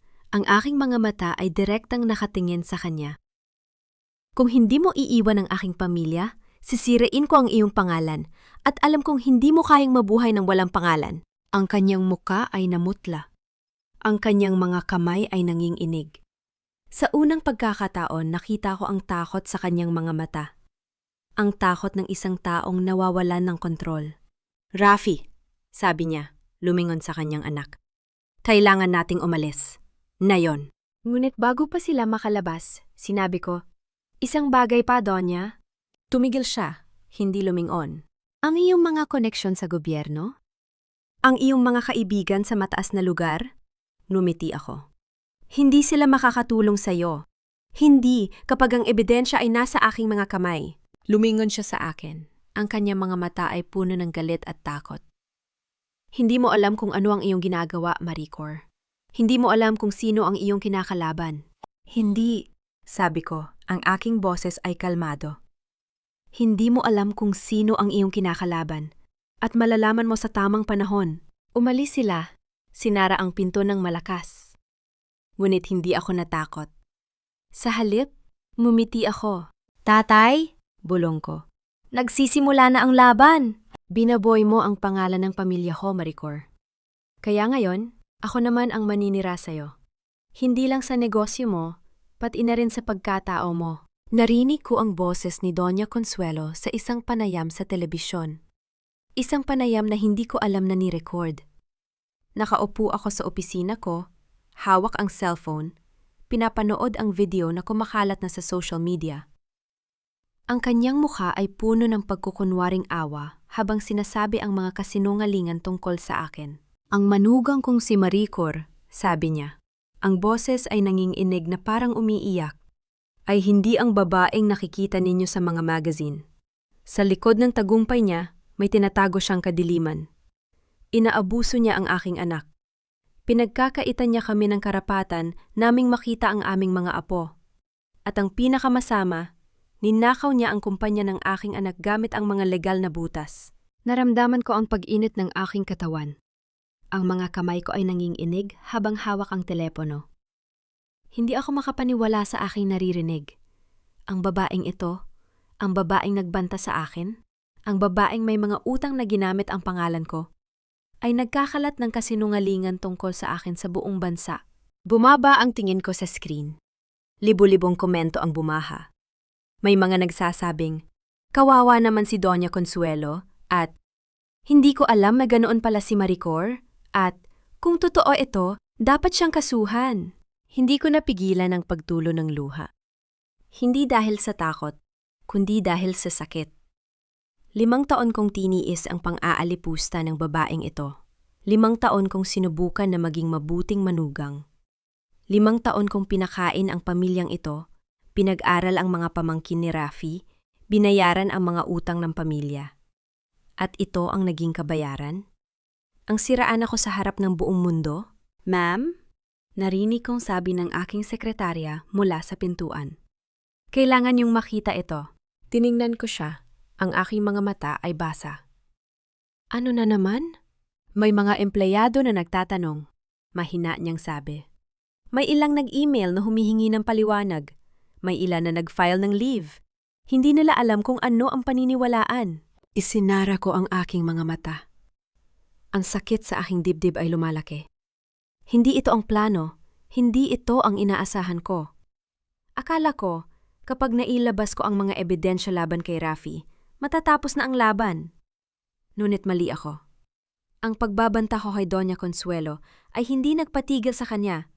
Ito ay nagtulak sa kanya na gumanti ng mas malupit. Kinabukasan, nakatanggap ako ng tawag mula sa aking operations manager. Ma'am, hindi na natuloy ang kontrata sa Maynila. Sabi niya, ang boses ay nanginginig. Sinabi ng kliyente na may narinig silang mga balita tungkol sa inyo. Ayaw na nilang makipagsapalaran. Naramdaman ko ang pagbagsak ng aking puso. Anong balita? Ang tungkol sa pang-aabuso daw po. Ang tungkol sa pagnanakaw ng kumpanya. Hindi ko alam kung paano nila nalaman pero... Sige, sabi ko. Ang boses ay pilit na kalmado. May iba pa ba? Opo, may 2 pang kliyente ang nag-back out. Ang proyekto sa Cavite at ang proyekto sa Batangas. Sinabi nila na kailangan nilang i-review muna ang kanilang mga kontrata. Isinara ko ang aking mga mata. Ang pakiramdam na parang may humihigpit sa aking dibdib ay hindi ko maalis. Hindi ito ang aking pinlano. Ang plano ko ay malinis at legal. Ngunit ngayon, ang aking pangalan ay nadudumihan sa harap ng lahat. Ma'am, kailangan ba naming gumawa ng pahayag? Tanong ng aking manager. Kailangan ba naming i-defend kayo? Hindi muna, sabi ko. Maghintay muna tayo. Huwag tayo magmadali. Ngunit sa totoo lang, hindi ko alam kung ano ang gagawin. Sa unang pagkakataon, sa loob ng maraming taon, nakaramdam ako ng pagod. Hindi ang pagod ng katawan, kundi ang pagod ng kaluluwa. Ang pagod na dumating kapag napagtanto mong kahit gaano ka pa kagaling, kahit gaano mo pa pinaghirapan ng lahat, may mga taong gusto kang sirain dahil lamang sa hindi ka nila kayang kontrolin. Umupo ako sa aking opisina, nag-iisa. Ang mga ilaw ay patay, ang mga bintana ay nakasara. Nais kong mawala sa mundo. Nais kong tumakbo palayo sa lahat ng ito. Ngunit hindi ako maaaring tumakbo. Hindi na. Kumatok ang pinto. Maricor? Boses ni Dennis. Hindi ako sumagot. Ngunit binuksan niya ang pinto at pumasok. Nakita niya akong nakaupo sa dilim. Ang aking mga mata ay puno ng luha na hindi ko na kayang pigilan. Maricor, mahina niyang sabi, lumapit sa akin. Ano nangyari? Hindi ako nakapagsalita. Sa unang pagkakataon, hindi ko kayang magpanggap na malakas. Sa unang pagkakataon, hinayaan kong makita niya ang totoong ako. Ang babaeng pagod na, ang babaeng nasasaktan na, ang babaeng hindi na alam kung ano ang gagawin. Bakit nila ginagawa ito sa akin? Tanong ko. Ang boses ay nanginginig. Hindi ko naman sila ginawa ng masama. Hindi ko naman sila sinaktan. Ang lahat ng ginawa ko ay ipagtanggol ang aking sarili. Bakit nila ako ginagawang kontrabida? Umupo si Dennis sa harap ko. Ang kanyang mga mata ay puno ng malalim na pag-aalala. Maricor, alam kong mahirap ito. Ngunit hindi ka nila kayang sirain. Ikaw ang pinakamalakas na babae na nakilala ko. Umiling ako. Hindi ako malakas, Dennis. Pagod na ako. Pagod na akong lumaban, pagod na akong ipagtanggol ang aking sarili. Bakit kailangan kong patunayan sa lahat na hindi ako ang masamang tao? Bakit kailangan kong ipakita ang mga ebidensya, ang mga dokumento, ang mga katotohanan para lamang maniwala sila sa akin? Dahil ang mundo ay hindi makatarungan, sabi niya. Ngunit hindi yun nangangahulugan na dapat kang sumuko. Tumingin ako sa kanya. Sa kanyang mga mata, nakita ko ang katapatan, ang pag-aalala, ang pagmamahal ng isang kaibigan na handang ipagtanggol ako Kahit ano paman. Ano ang gagawin ko? Tanong ko. Paano ko lalabanan ang kasinungalingan na kumalat na sa buong bansa? Isa-isa, sabi niya. Hindi mo kailangang ayusin ang lahat na yon. Ngunit kailangan mong malaman na hindi ka nag-iisa. Nandito ako, at alam kong may paraan tayo. Kinuha ko ang isang malalim na hininga. Ang mga luha ay unti-unting natuyo. Ngunit sa loob ko, ang sakit ay hindi pa rin nawawala. Ang takot ay hindi pa rin nawawala. May natuklasan ako. Sabi ko, ang boses ay mahina. Bago ako umalis sa bahay kanina, may na-receive akong email mula sa isang hindi kilalang sender. Ano iyon? Tanong ni Dennis. Kinuha ko ang aking laptop at binuksan ang email. Isang video recording. Hindi ko pa ito pinapanood. Ngunit ang subject ay, ang totoong plano ni Rafi. Tiningnan kami ni Dennis sa isa't isa. Ang aking puso ay mabilis na tumibok habang pinindot ko ang play button. Ang screen ay nagpakita ng isang silid. Isang silid na pamilyar sa akin. Ito ang opisina ni Rafi sa bahay. Ngunit hindi siya nag-iisa. Kasama niya si Liza. Gusto kong malaman mo, Liza, sabi ni Rafi. Ang kanyang boses ay puno ng katiyakan. Na kapag nakuha ko na ang lahat ng pera ni Maricor, tayo na ang maghahari. Ngunit paano mo makukuha ang lahat ng pera niya? Tanong ni Liza. Hindi ba niya kontrolado ang lahat? Ngumiti si Rafi. May plano ako. Isang plano na hindi niya alam.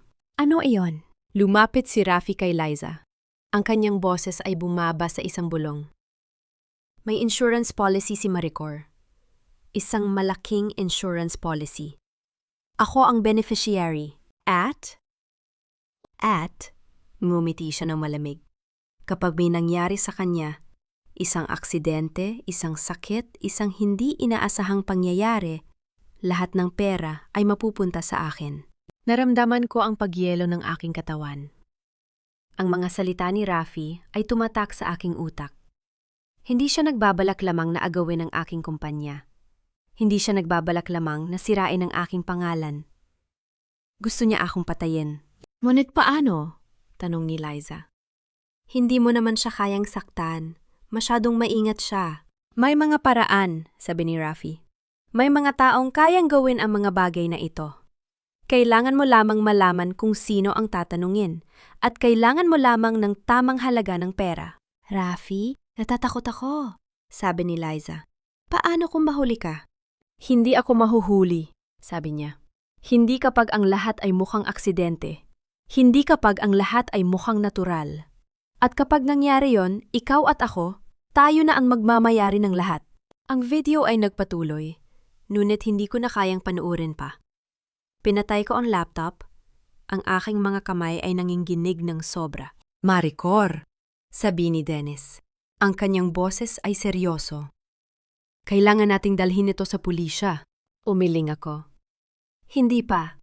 Hindi pa sapat ang ebidensya. Ano ang sinasabi mo? Ito ay pagamin. Inamin niya na plano niyang patayin ka. Ngunit hindi ito sapat. Sabi ko. Ang aking boses ay pilit na matatag. Ang video na ito ay maaring itanggi niya. Maaring niyang sabihin na ito ay edited. Maaring niyang sabihin na ito ay hindi siya. Kailangan ko ng mas maraming ebidensya. Kailangan kong tiyakin na kapag ginamit ko ito, wala nang takas si Rafi. Tiningnan ako ni Dennis. Ang kanyang mga mata ay puno ng pag-aalala.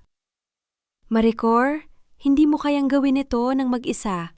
Hindi mo kayang harapin ang lahat ng ito. Kailangan kong gawin, sabi ko. Dahil kung hindi, mamamatay ako.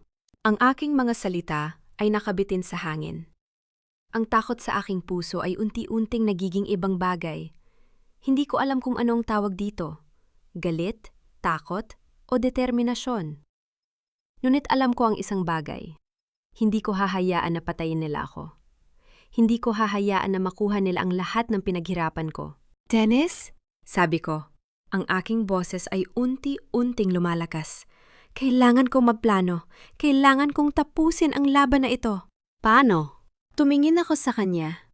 Ang aking mga mata ay puno ng bagong apoy. Kailangan kong patunayan na ang pag-amin ni Rafi ay hindi lamang isang pag-amin. Ito ang susi sa kanyang pagbagsak. At kapag nangyari yon, hindi lamang siya mawawalan ng lahat.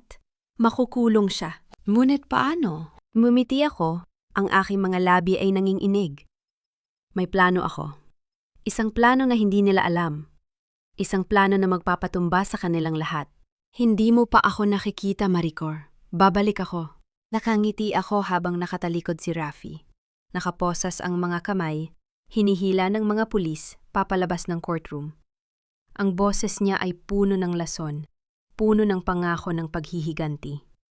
Ngunit sa unang pagkakataon sa loob ng maraming buwan, hindi nanginginig ang aking mga tuhod. Hindi na, mahinang sagot ko. Sapat lang para marinig niya. Wala ka nang babalikan. Ang mga salitang iyon ay parang selyo sa isang kaban na matagal kong isinara. Ngunit habang pinapanood ko siyang inilalabas, ang aking isipan ay lumipad pabalik sa mga nakaraang buwan. Sa bawat piraso ng ebidensya na aking tinipon, sa bawat hakbang na aking ginawa, sa bawat sakripisyong aking pinagdaanan. 3 buwan na ang nakalipas mula nang matanggap ko ang video na iyon mula sa hindi kilalang sender. 3 buwan na ang nakalipas mula nang malaman kong gusto akong patayin ng sarili kong asawa. At sa loob ng 3 buwang yon, hindi ako natulog ng mahimbing. Hindi ako kumain ng may gana. Ngunit hindi rin ako tumigil sa pagpaplano. Maricor. Tawag sa akin ni Dennis, hinawakan ang akin braso. Tapos na. Umiling ako. Hindi pa. Hindi pa tapos. Tiningnan niya ako ng may pag-aalala. Ano ang ibig mong sabihin? Kailangan kong makita si Liza. Ang pangalan ni Liza ay parang asido sa aking dila. Ngunit alam kong kailangan ko siya. Siya ang susi sa lahat. 2 linggo bago ang pagdinig, tinawagan ko si Liza. Hindi ko alam kung paano ko nakayanan ang pagtawag sa babaeng sumira sa aking kasal. Ngunit kailangan ko siya. Hindi bilang kaibigan, kailanman, kundi bilang saksi. Liza? Sabi ko sa telepono. Ang boses ko ay kalmado. Kailangan kong makipagkita sa'yo. Bakit? Ang kanyang boses ay naninginig. Wala na akong kinalaman sa inyo ni Rafi. Ngunit may kinalaman ka sa kanyang mga plano, sabi ko. Alam kong alam mo ang tungkol sa insurance policy? Ang katahimikan sa kabilang linya ay nagsabi sa akin ng lahat. Saan? Tanong niya sa wakas. Sa opisina ko, bukas, 10:00 ng umaga. Kinabukasan, nakaupo si Lisa sa harap ko. Ang kanyang mga mata ay namumula, ang kanyang mga kamay ay naglalaro sa kanyang bag. Hindi na siya ang magandang sekretarya na nakita ko sa opisina ni Rafi. Siya ay isang takot na babae. Sabi mo? Nagsimula siya. Ang boses ay pilit na matatag na hindi mo ako isasama sa kaso kung sasabihin ko ang totoo. Tumango ako. Iyan ang aking pangako. Ngunit, kailangan kong marinig ang lahat. Lahat ng sinabi ni Rafi, lahat ng kanyang plano, lahat ng ginawa ninyo. Napalunok si Liza. Alam mo bang ako ang napadala sa iyo ng video? Nagulat ako. Ikaw? Oh, sabi niya. Ang kanyang mga mata ay puno ng pagsisisi.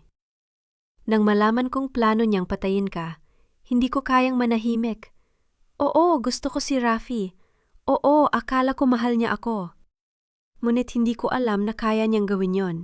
Ang magplano ng pagpatay. Bakit mo ako tinulungan? Tanong ko. Ang aking boses ay puno ng pagdududa. Dahil, napahinto siya. Natakot ako. Kung kaya niyang gawin yon sa iyo, sa sarili niyang asawa, ano ang gagawin niya sa akin kapag hindi na niya ako kailangan? Ang kanyang mga salita ay tumama sa akin. Hindi ko siya pinagkakatiwalaan. Ngunit sa sandaling yon, nakita ko ang katotohanan sa kanyang mga mata. Kailangan kong malaman ang lahat, sabi ko. Ang bawat detalye, ang bawat dokumento, ang bawat plano. Sa mga sumunod na linggo, si Liza ay naging aking saksi. Hindi ko siya pinagkakatiwalaan. Hindi kailanman. Ngunit, kailangan ko siya. Ibinigay niya sa akin ang mga dokumento na hindi ko alam na umiiral.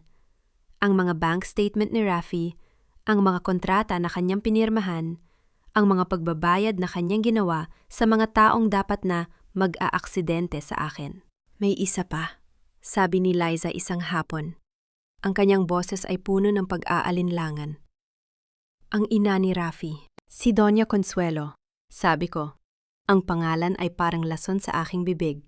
Oo, siya ang nagplano ng lahat. Siya ang nag-utos kay Rafi na pakasalan ka. Siya ang nagplano na kunin ang iyong kumpanya. Alam ko, sabi ko. Ngunit kailangan ko ng patunay. Binuksan ni Liza ang kanyang bag at kinuha ang isang folder. Ito ang mga email ni Doña Consuelo, ang kanyang mga mensahe sa abogado ng pamilya, ang kanyang mga tagubilin kay Rafi. Kinuha ko ang folder. Ang aking mga kamay ay nanginginig. Ang mga dokumentong ito, ang mga salitang ito, ay ang susi sa pagbagsak ng mag-ina. Bakit mo ito ginagawa? Tanong ko. Ang aking boses ay puno ng pagtataka.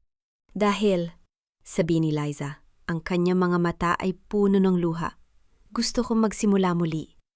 At hindi ko kaya magsimula muli habang sila ay malaya. Ang araw ng pagdinig ay dumating. Nakaupo ako sa harap ng hurado. Ang aking mga kamay ay nakakuyom sa aking kandungan. Sa tabi ko si Dennis ay naghahanda ng mga dokumento. Sa kabilang panig ng silid, nakita ko si Rafi at Doña Consuelo. Ang kanilang mga mukha ay puno ng put.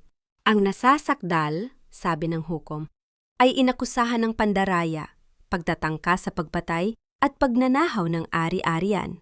Ang mga salita ay parang martilyo sa aking dibdib. Ngunit hindi ako ngumiti. Hindi pa. Tinawag ni Dennis si Liza sa kinatatayuan. Ang kanyang testimonya ay malinaw, detalyado. Ibinigay niya ang lahat, ang mga plano ni Rafi, ang mga tagubilin ni Doña Consuelo, ang mga pagbabayad sa mga assassin. Nang matapos siya, ang mukha ni Rafi ay maputla. Ang kanyang ina, si Doña Consuelo, ay nakaupo ng tuod. Ang kanyang mga mata ay puno ng galit. May ebidensya pa ba ang piskalya? Tanong ng hukom. Tumayo si Dennis. Opo, Your Honor. May video recording kami ng pag-amin ng masasakdal na si Rafael Villanueva. Ang silid ay napuno ng bulungan. Pinindot ni Dennis ang play button.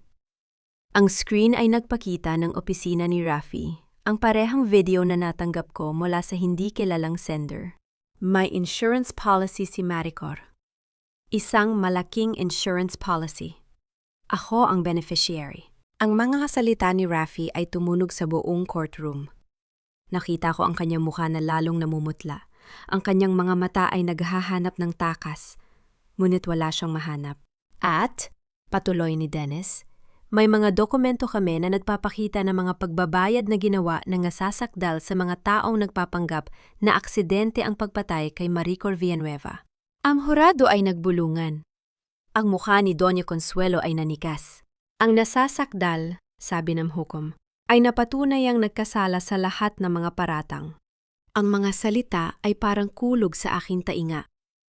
Ngunit hindi ako umiyak. Hindi pa.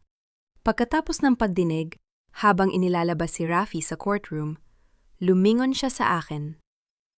Ang kanyang mga mata ay puno ng galit, puno ng pangako ng paghihigante. Hindi mo pa ako nakikita, Marico. Babalik ako. Nakangiti ako. Ang aking puso ay hindi na nanginginig. Ang aking mga kamay ay hindi na nanginginig. Hindi na, mahinang sagot ko. Wala kang babalikan. At sa sandaling iyon, naramdaman ko ang isang bagay na hindi ko naramdaman sa loob ng maraming taon. Kapayapaan. Hindi dahil nakulong si Rafi, hindi dahil napatunay na nagkasala si Doña Consuelo, kundi dahil sa wakas, ako ay malaya. Ngunit habang pinapanood ko siyang inilalabas, isang pag-iisip ang pumasok sa aking isipan. Ang mga salita ni Rafi, pabalik ako, ay hindi lamang isang banta. Ito ay isang pangako. At alam kong sa isang lugar, sa isang sulok ng mundo, may mga taong naghihintay sa kanya. Ngunit hindi ako natatakot. Hindi na. Alam mo, Maricor, sa totoo lang, hindi kita nagawang mahalin. Kailanman. 6 na salita. 6 na salitang bumaon sa akin na parang punyal na paulit-ulit na iniikot. Nakatayo ako sa harap ng malamig na bakal na mesa sa visiting area ng kulungan at sa kabilang side ng salamin, nakaupo si Rafi. Payat, maputla, nakagapos ang mga kamay. Ang lalaking minsang sinabi kong mahal ko, ang lalaking pinakasalan ko sa harap ng Diyos at ng mga tao. Ang lalaking sinamahan ko sa 5 taon ng aking buhay. Hindi mo ako minahal? Nauubo ang boses ko, hindi ko napigilan. 5 taon. 5 taon kong ibinigay ang lahat sa'yo. Ang pangalan ko, ang kumpanya ko, ang tiwala ko, at ngayon, sasabihin mong hindi mo ako minahal? Bumiti siya. Ang parehong ngiting ginamit niya para lokohin ako, para utuwin ako, para sirain ako. Hindi mo ba alam? Simula pa lang, plano na kitang pakasalan, hindi dahil mahal kita, kundi dahil kailangan namin ang kumpanya mo. Kailangan namin ang pera mo. Kailangan namin ang pangalan mo para maitago ang mga pagkakamali ng aming pamilya. Ang mga salita niya ay parang asido sa aking tainga.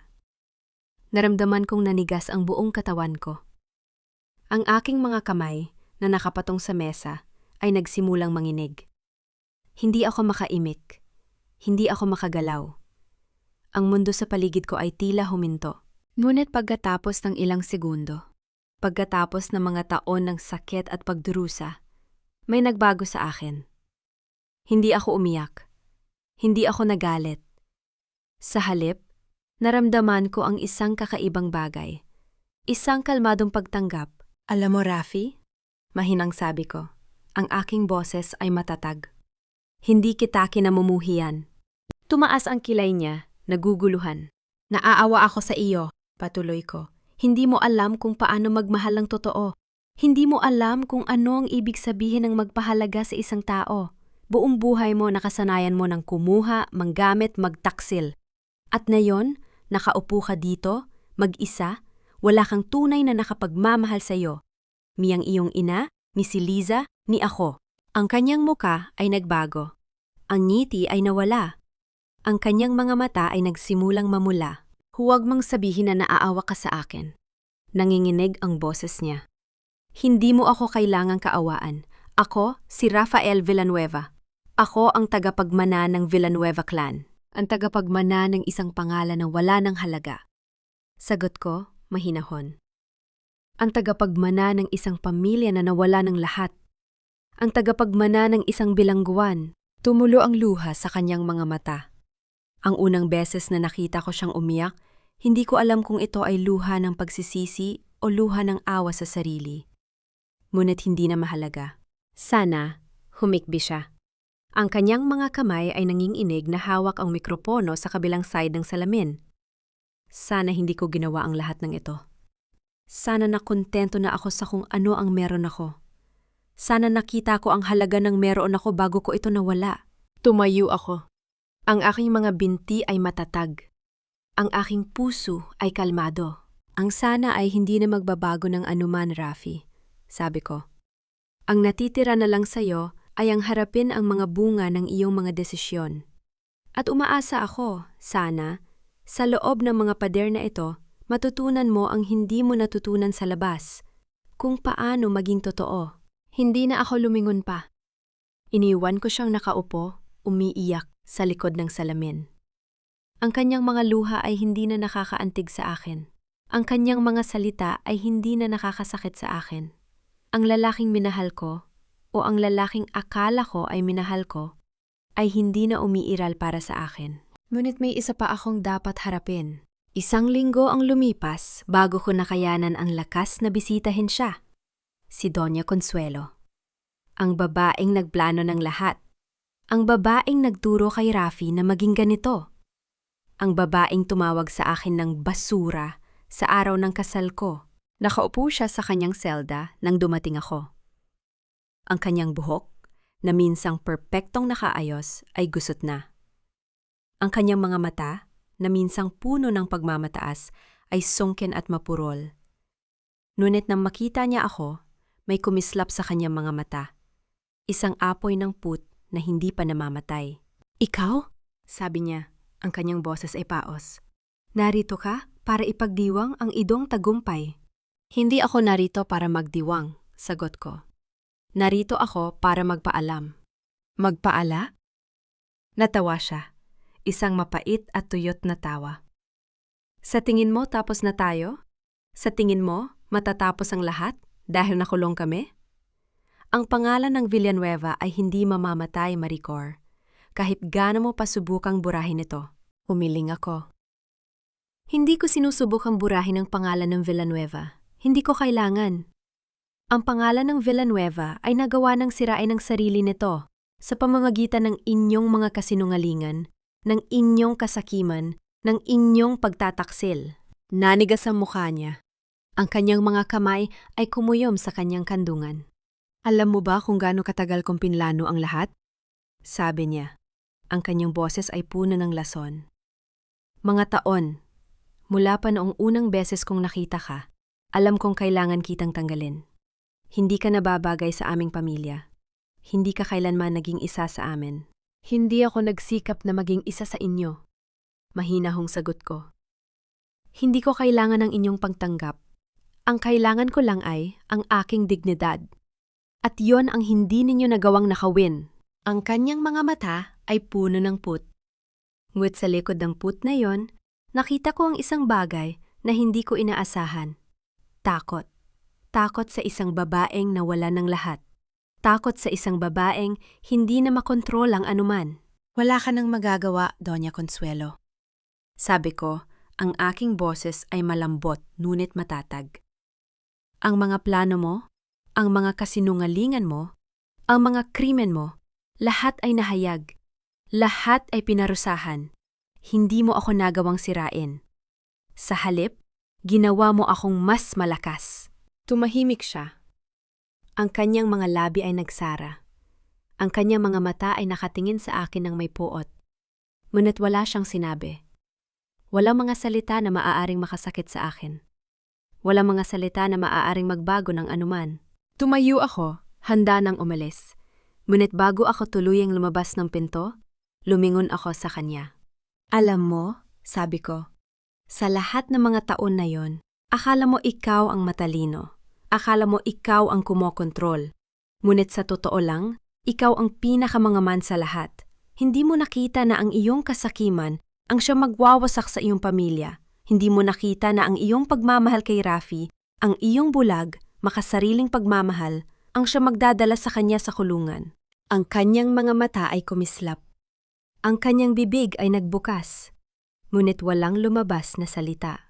Paalam, Doña Consuelo, sabi ko. Hindi na tayo magkikita pa. Lumabas ako ng selda. Ang malamig na hangin ng kulungan ay pumalit sa mabigat na presensya niya. Ang aking mga hakbang ay matatag sa sementadong sahig. Hindi ako lumingon.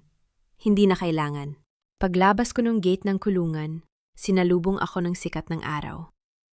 Mainit ito, maliwanag, puno ng buhay. Tumingala ako sa asul na kalangitan at sa unang pagkakataon sa loob ng maraming taon, naramdaman kong magaan ang aking dibdib. Malaya na ako, bulong ko sa aking sarili. Isang ngiti ang namumuo sa aking mga labi. Sa wakas, malaya na ako. Nagsimula ako maglakad papunta sa aking kotse. Ang bawat hakbang ay mas magaan kesa sa huli. Ang nakaraan ay nasa likod ko. Ang hinaharap ay nasa harap ko. At sa unang pagkakataon, hindi ako natatakot. Ngunit bago ako makarating sa aking kotse, tumunog ang aking telepono. Kinuha ko ito mula sa aking bulsa at nakita ko ang pangalan ni Dennis sa screen. Maricor, sabi niya. Ang kanyang boses ay seryoso. May bagong ebidensya. Ang pagkamatay ng iyong ama ay may kinalaman din sa iyong ina. Ang mundo ay tumigil. Ang aking kamay ay nanigas sa paghawak ng telepono. Ang aking puso, nakakaalis lang ng bigat, ay biglang bumagsak muli. Ano? Nauubo ang boses ko. Anong ibig mong sabihin? Kailangan nating mag-usap, sabi ni Dennis. Personal. Na yon. Tumingala ako sa araw. Ngunit ang init nito ay hindi na umabot sa akin. Ang kalayaan na aking naramdaman ay biglang napalitan ng isang bagong tanong. Isang tanong na hindi ko alam kung handa akong sagutin. Ano ba talaga ang nangyari sa aking ama? Isang taon na ang lumipas. Isang taon mula nang lumabas ako sa pintuan ng kulungan na yon. Isang taon mula nang ang bigat na daladala ko sa loob ng maraming taon ay tuluyang naalis. Ang tanong tungkol sa aking ama ay nasagot din, hindi sa parang inaasahan ko, ngunit sa parang nagbigay sa akin ng kapayapaan. Ang aking ina, na matagal ko nang hindi nakikita, ay may kanya palang kwento ng pagtataksil at paghihigante. Hindi ko siya hinatulan. Hindi ko rin siya niyakap. Pinili ko na lang na palayain ang lahat. Ang sakit, ang galit, ang mga tanong na walang sagot, sapagkat natutunan ko sa mga nagdaang buwan na ang tunay na kalayaan ay hindi lamang ang paglabas sa kulungan. Ito ay ang pagpili na hindi na magdala ng mga tanikala sa iyong puso. Umaga ngayon. Ang araw ay sumisikat ng maliwanag sa aking opisina, ang parehong opisina na minsan kong pinagplanuhan ng aking paghihigante habang umiiyak sa dilim. Ngunit ngayon, ang silid na ito ay puno ng liwanag. Sa salamin, nakikita ko ang aking mga empleyado, ang aking mga kasamahan, na pumapasok ng may ngiti, may pagbati, may sigla. Hindi na sila natatakot sa akin. Hindi na ako ang babaeng laging nakasimangot, laging nag-iingat. Ngayon, ako ang babaeng nagtuturo sa kanila na ang tagumpay ay hindi nasusukat sa pera, kundi sa kung paano mo ito ginamit para sa kabutihan. Kumatok ang aking sekretarya si Ana, isang batang babaeng puno ng pangarap. Mama Ricor, handa na po ang lahat para sa ribbon cutting ng foundation. Tumanggo ako. Salamat, Ana. Pumunta na tayo. Ang Maricor D. Villanueva Foundation para sa mga kababaihang biktima ng pang-aabuso ay hindi lamang isang gusali. Ito ang aking puso, ang aking kwento, ang aking paraan ng pagbabalik sa mga babaeng katulad ko noon. Mga babaeng nawala ng boses, mga babaeng inapi, mga babaeng nag-isip na wala na silang halaga. Sa harap ng maliit na entablado, nakita ko ang mga muka ng mga babaeng dumating upang makinig. May luha, may pag-asa, may takot, at nakita ko ang aking sarili sa kanila. Hindi ako perpekto. Simula ko, ang aking boses ay malinaw sa mikropono. Nagkamali ako. Nagtiwala ako sa maling tao. Pinili kong manahimik kahit na ako ay sinasaktan. Ngunit natutunan ko na ang katahimikan ay hindi kaligtasan. Ang katahimikan ay isang kulungan na walang rehas.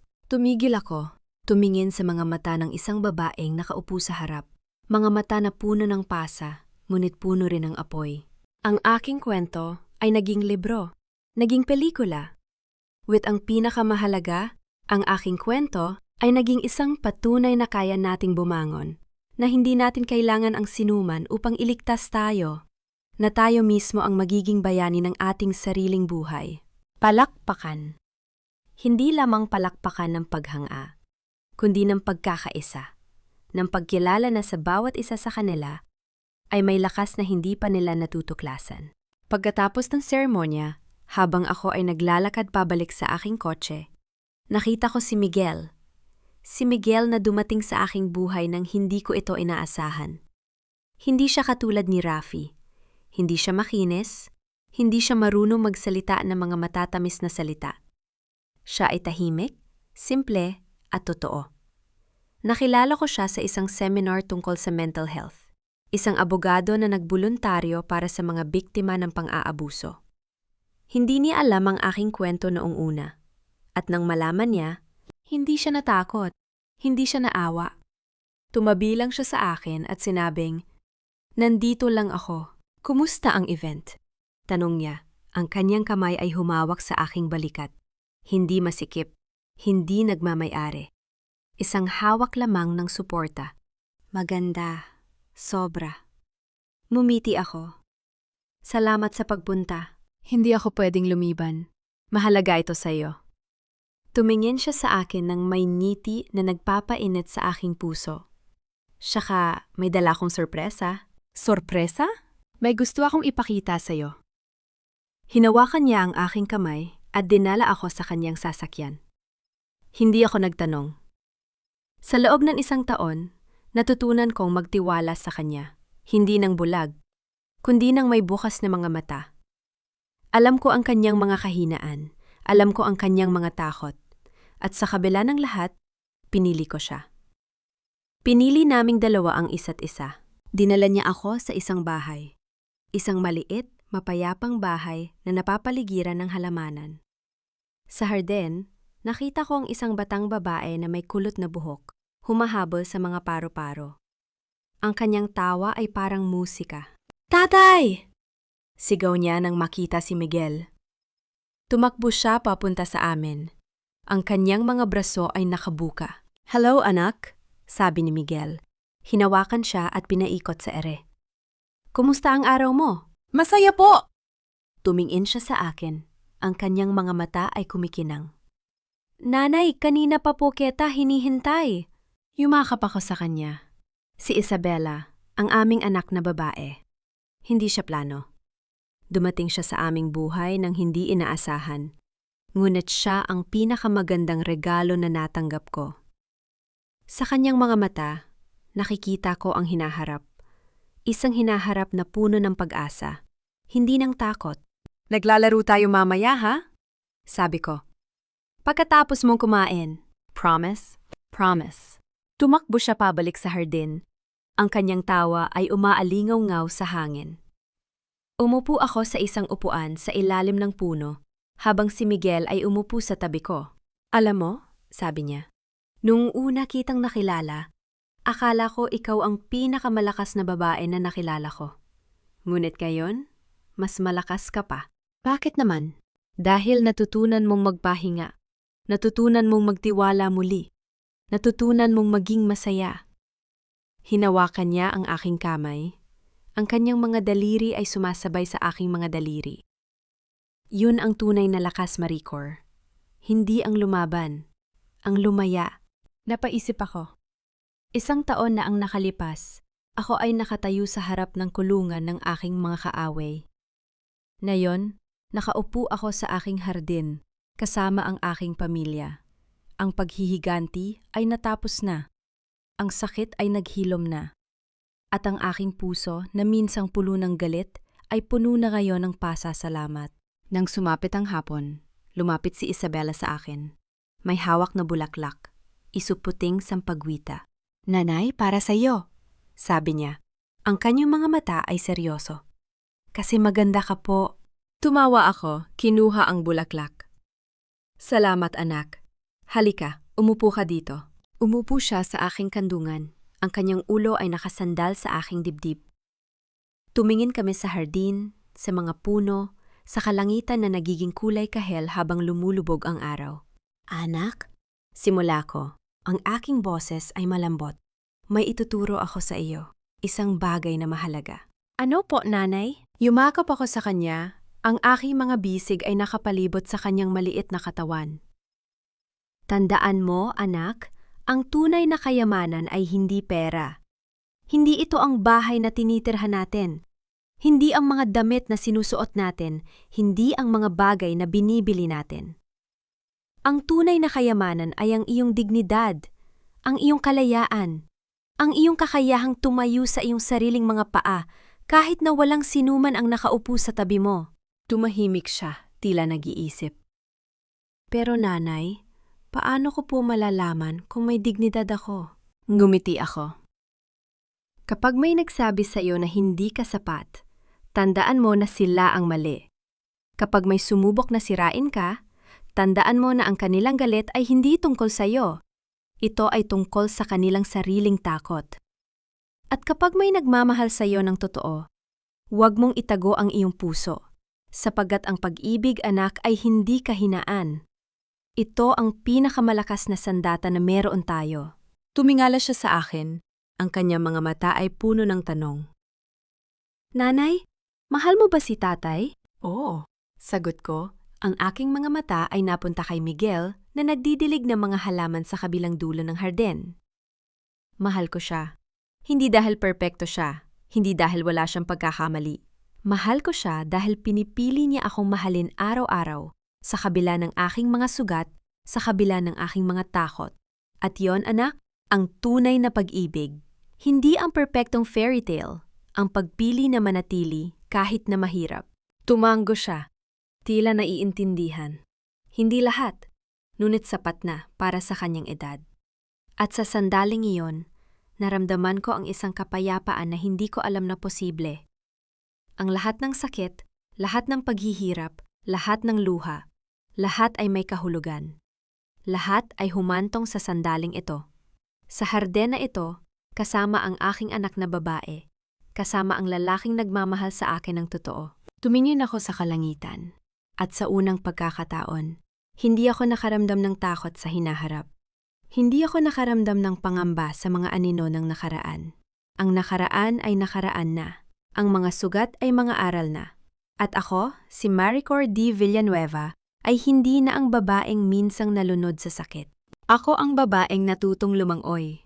Ako ang babaeng natutong lumaya. At sa hardina ito, kasama ang aking anak, naramdaman kong kumpleto na ako. Hindi dahil sa lahat ng aking nakamit, hindi dahil sa lahat ng aking pinagdaanan, kundi dahil sa wakas, natutunan kong mahalin ang aking sarili.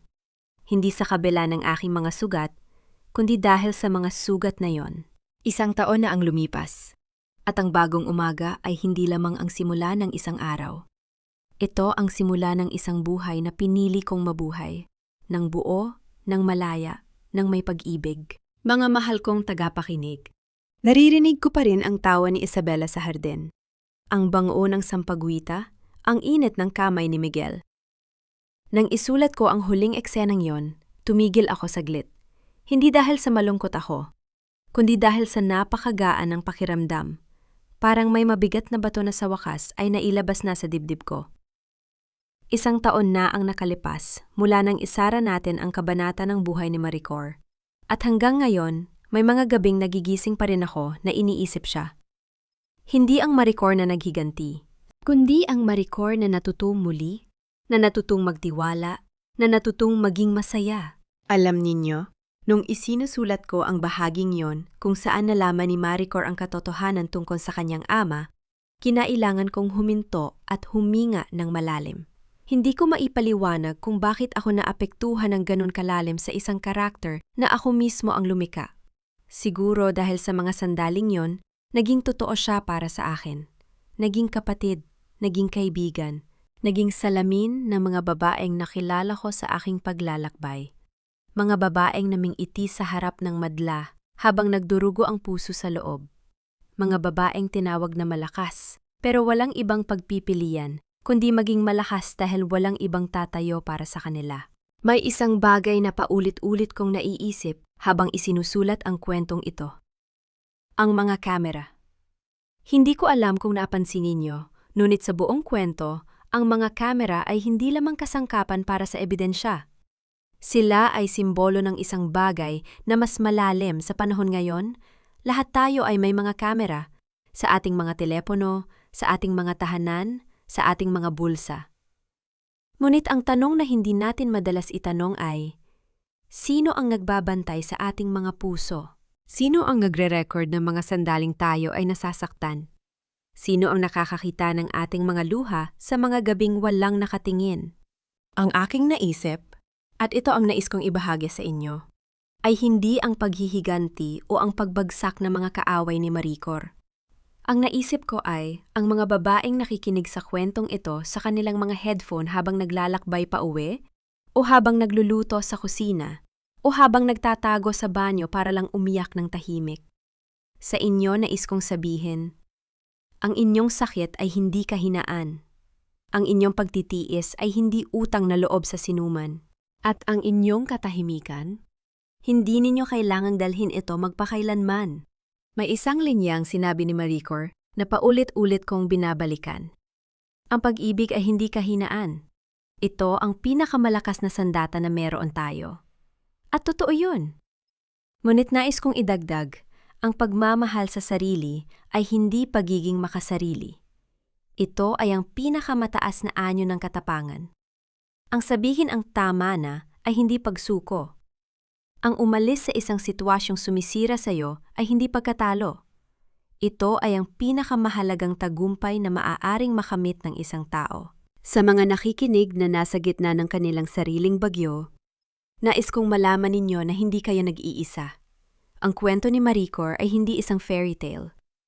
Ito ay isang paalala na ang pagbangon ay posible, na ang mga sugat ay maaaring maging mga aral, na ang dulo ng isang kabanata ay hindi nangangahulugang dulo na ng aklat.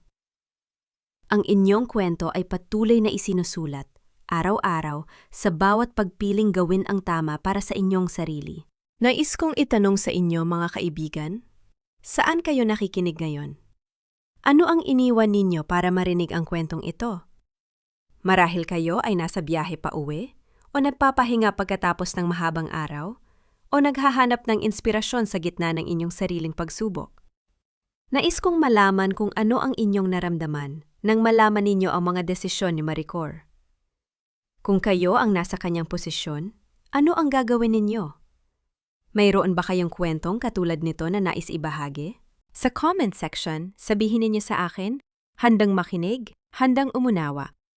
At kung ang kwentong ito ay nagbigay sa inyo ng kahit kaanting lakas, huwag kalimutang i-like at i-share upang marating nito ang iba pang nangangailangan ng paalala na hindi sila nag-iisa. Sana ay madala ninyo sa inyong pagtulog ngayong gabi ang kapayapaang naramdaman ni Maricor sa kanyang harden. Sana ay malaman ninyo na ang inyong dignidad ay hindi nakasalalay sa mga taong hindi kayo nakikita ng buo. At sana, tulad ni Maricor, ay matutunan ninyong lumangoy, hindi para patunayan ang inyong lakas sa iba, kundi para maranasan ang tamis ng kalayaan. Magandang gabi mga mahal kong tagapakinig. Alagaan ninyo ang inyong mga sarili. Karapat-dapat kayo sa pagmamahal, lalo na mula sa inyong sarili. Ang hardin ng mga sampagita. Isang kwento tungkol sa pagbangon, pagpapatawad, at ang tunay na kahulugan ng kayamanan. Ang kwentong ito ay isinulat na hango sa mga karanasan ng mga totoong tao sa labas. Inihahandog sa lahat ng dumadaan sa katulad na pagsubok, na may pag-asa na sila ay lumakas at magpatuloy sa paghahanap ng kanilang sariling kaligayahan. Paalala, ang lahat ng mga tauhan at pangyayari sa kwentong ito ay katang-isip at hindi naglalayong manghusga o umatake kaninuman. Ang kwento ay nilikha para sa layuning pang-aliw at pagpapalaganap ng positibang mensahe. Ang produktong ito ay natatani, isinulat, inedit at sinuri ng may pag-iingat. Ang karapatang ari ay pag-aari ng channel na ito, mangyaring huwag i-re-upload ng walang pahintulot.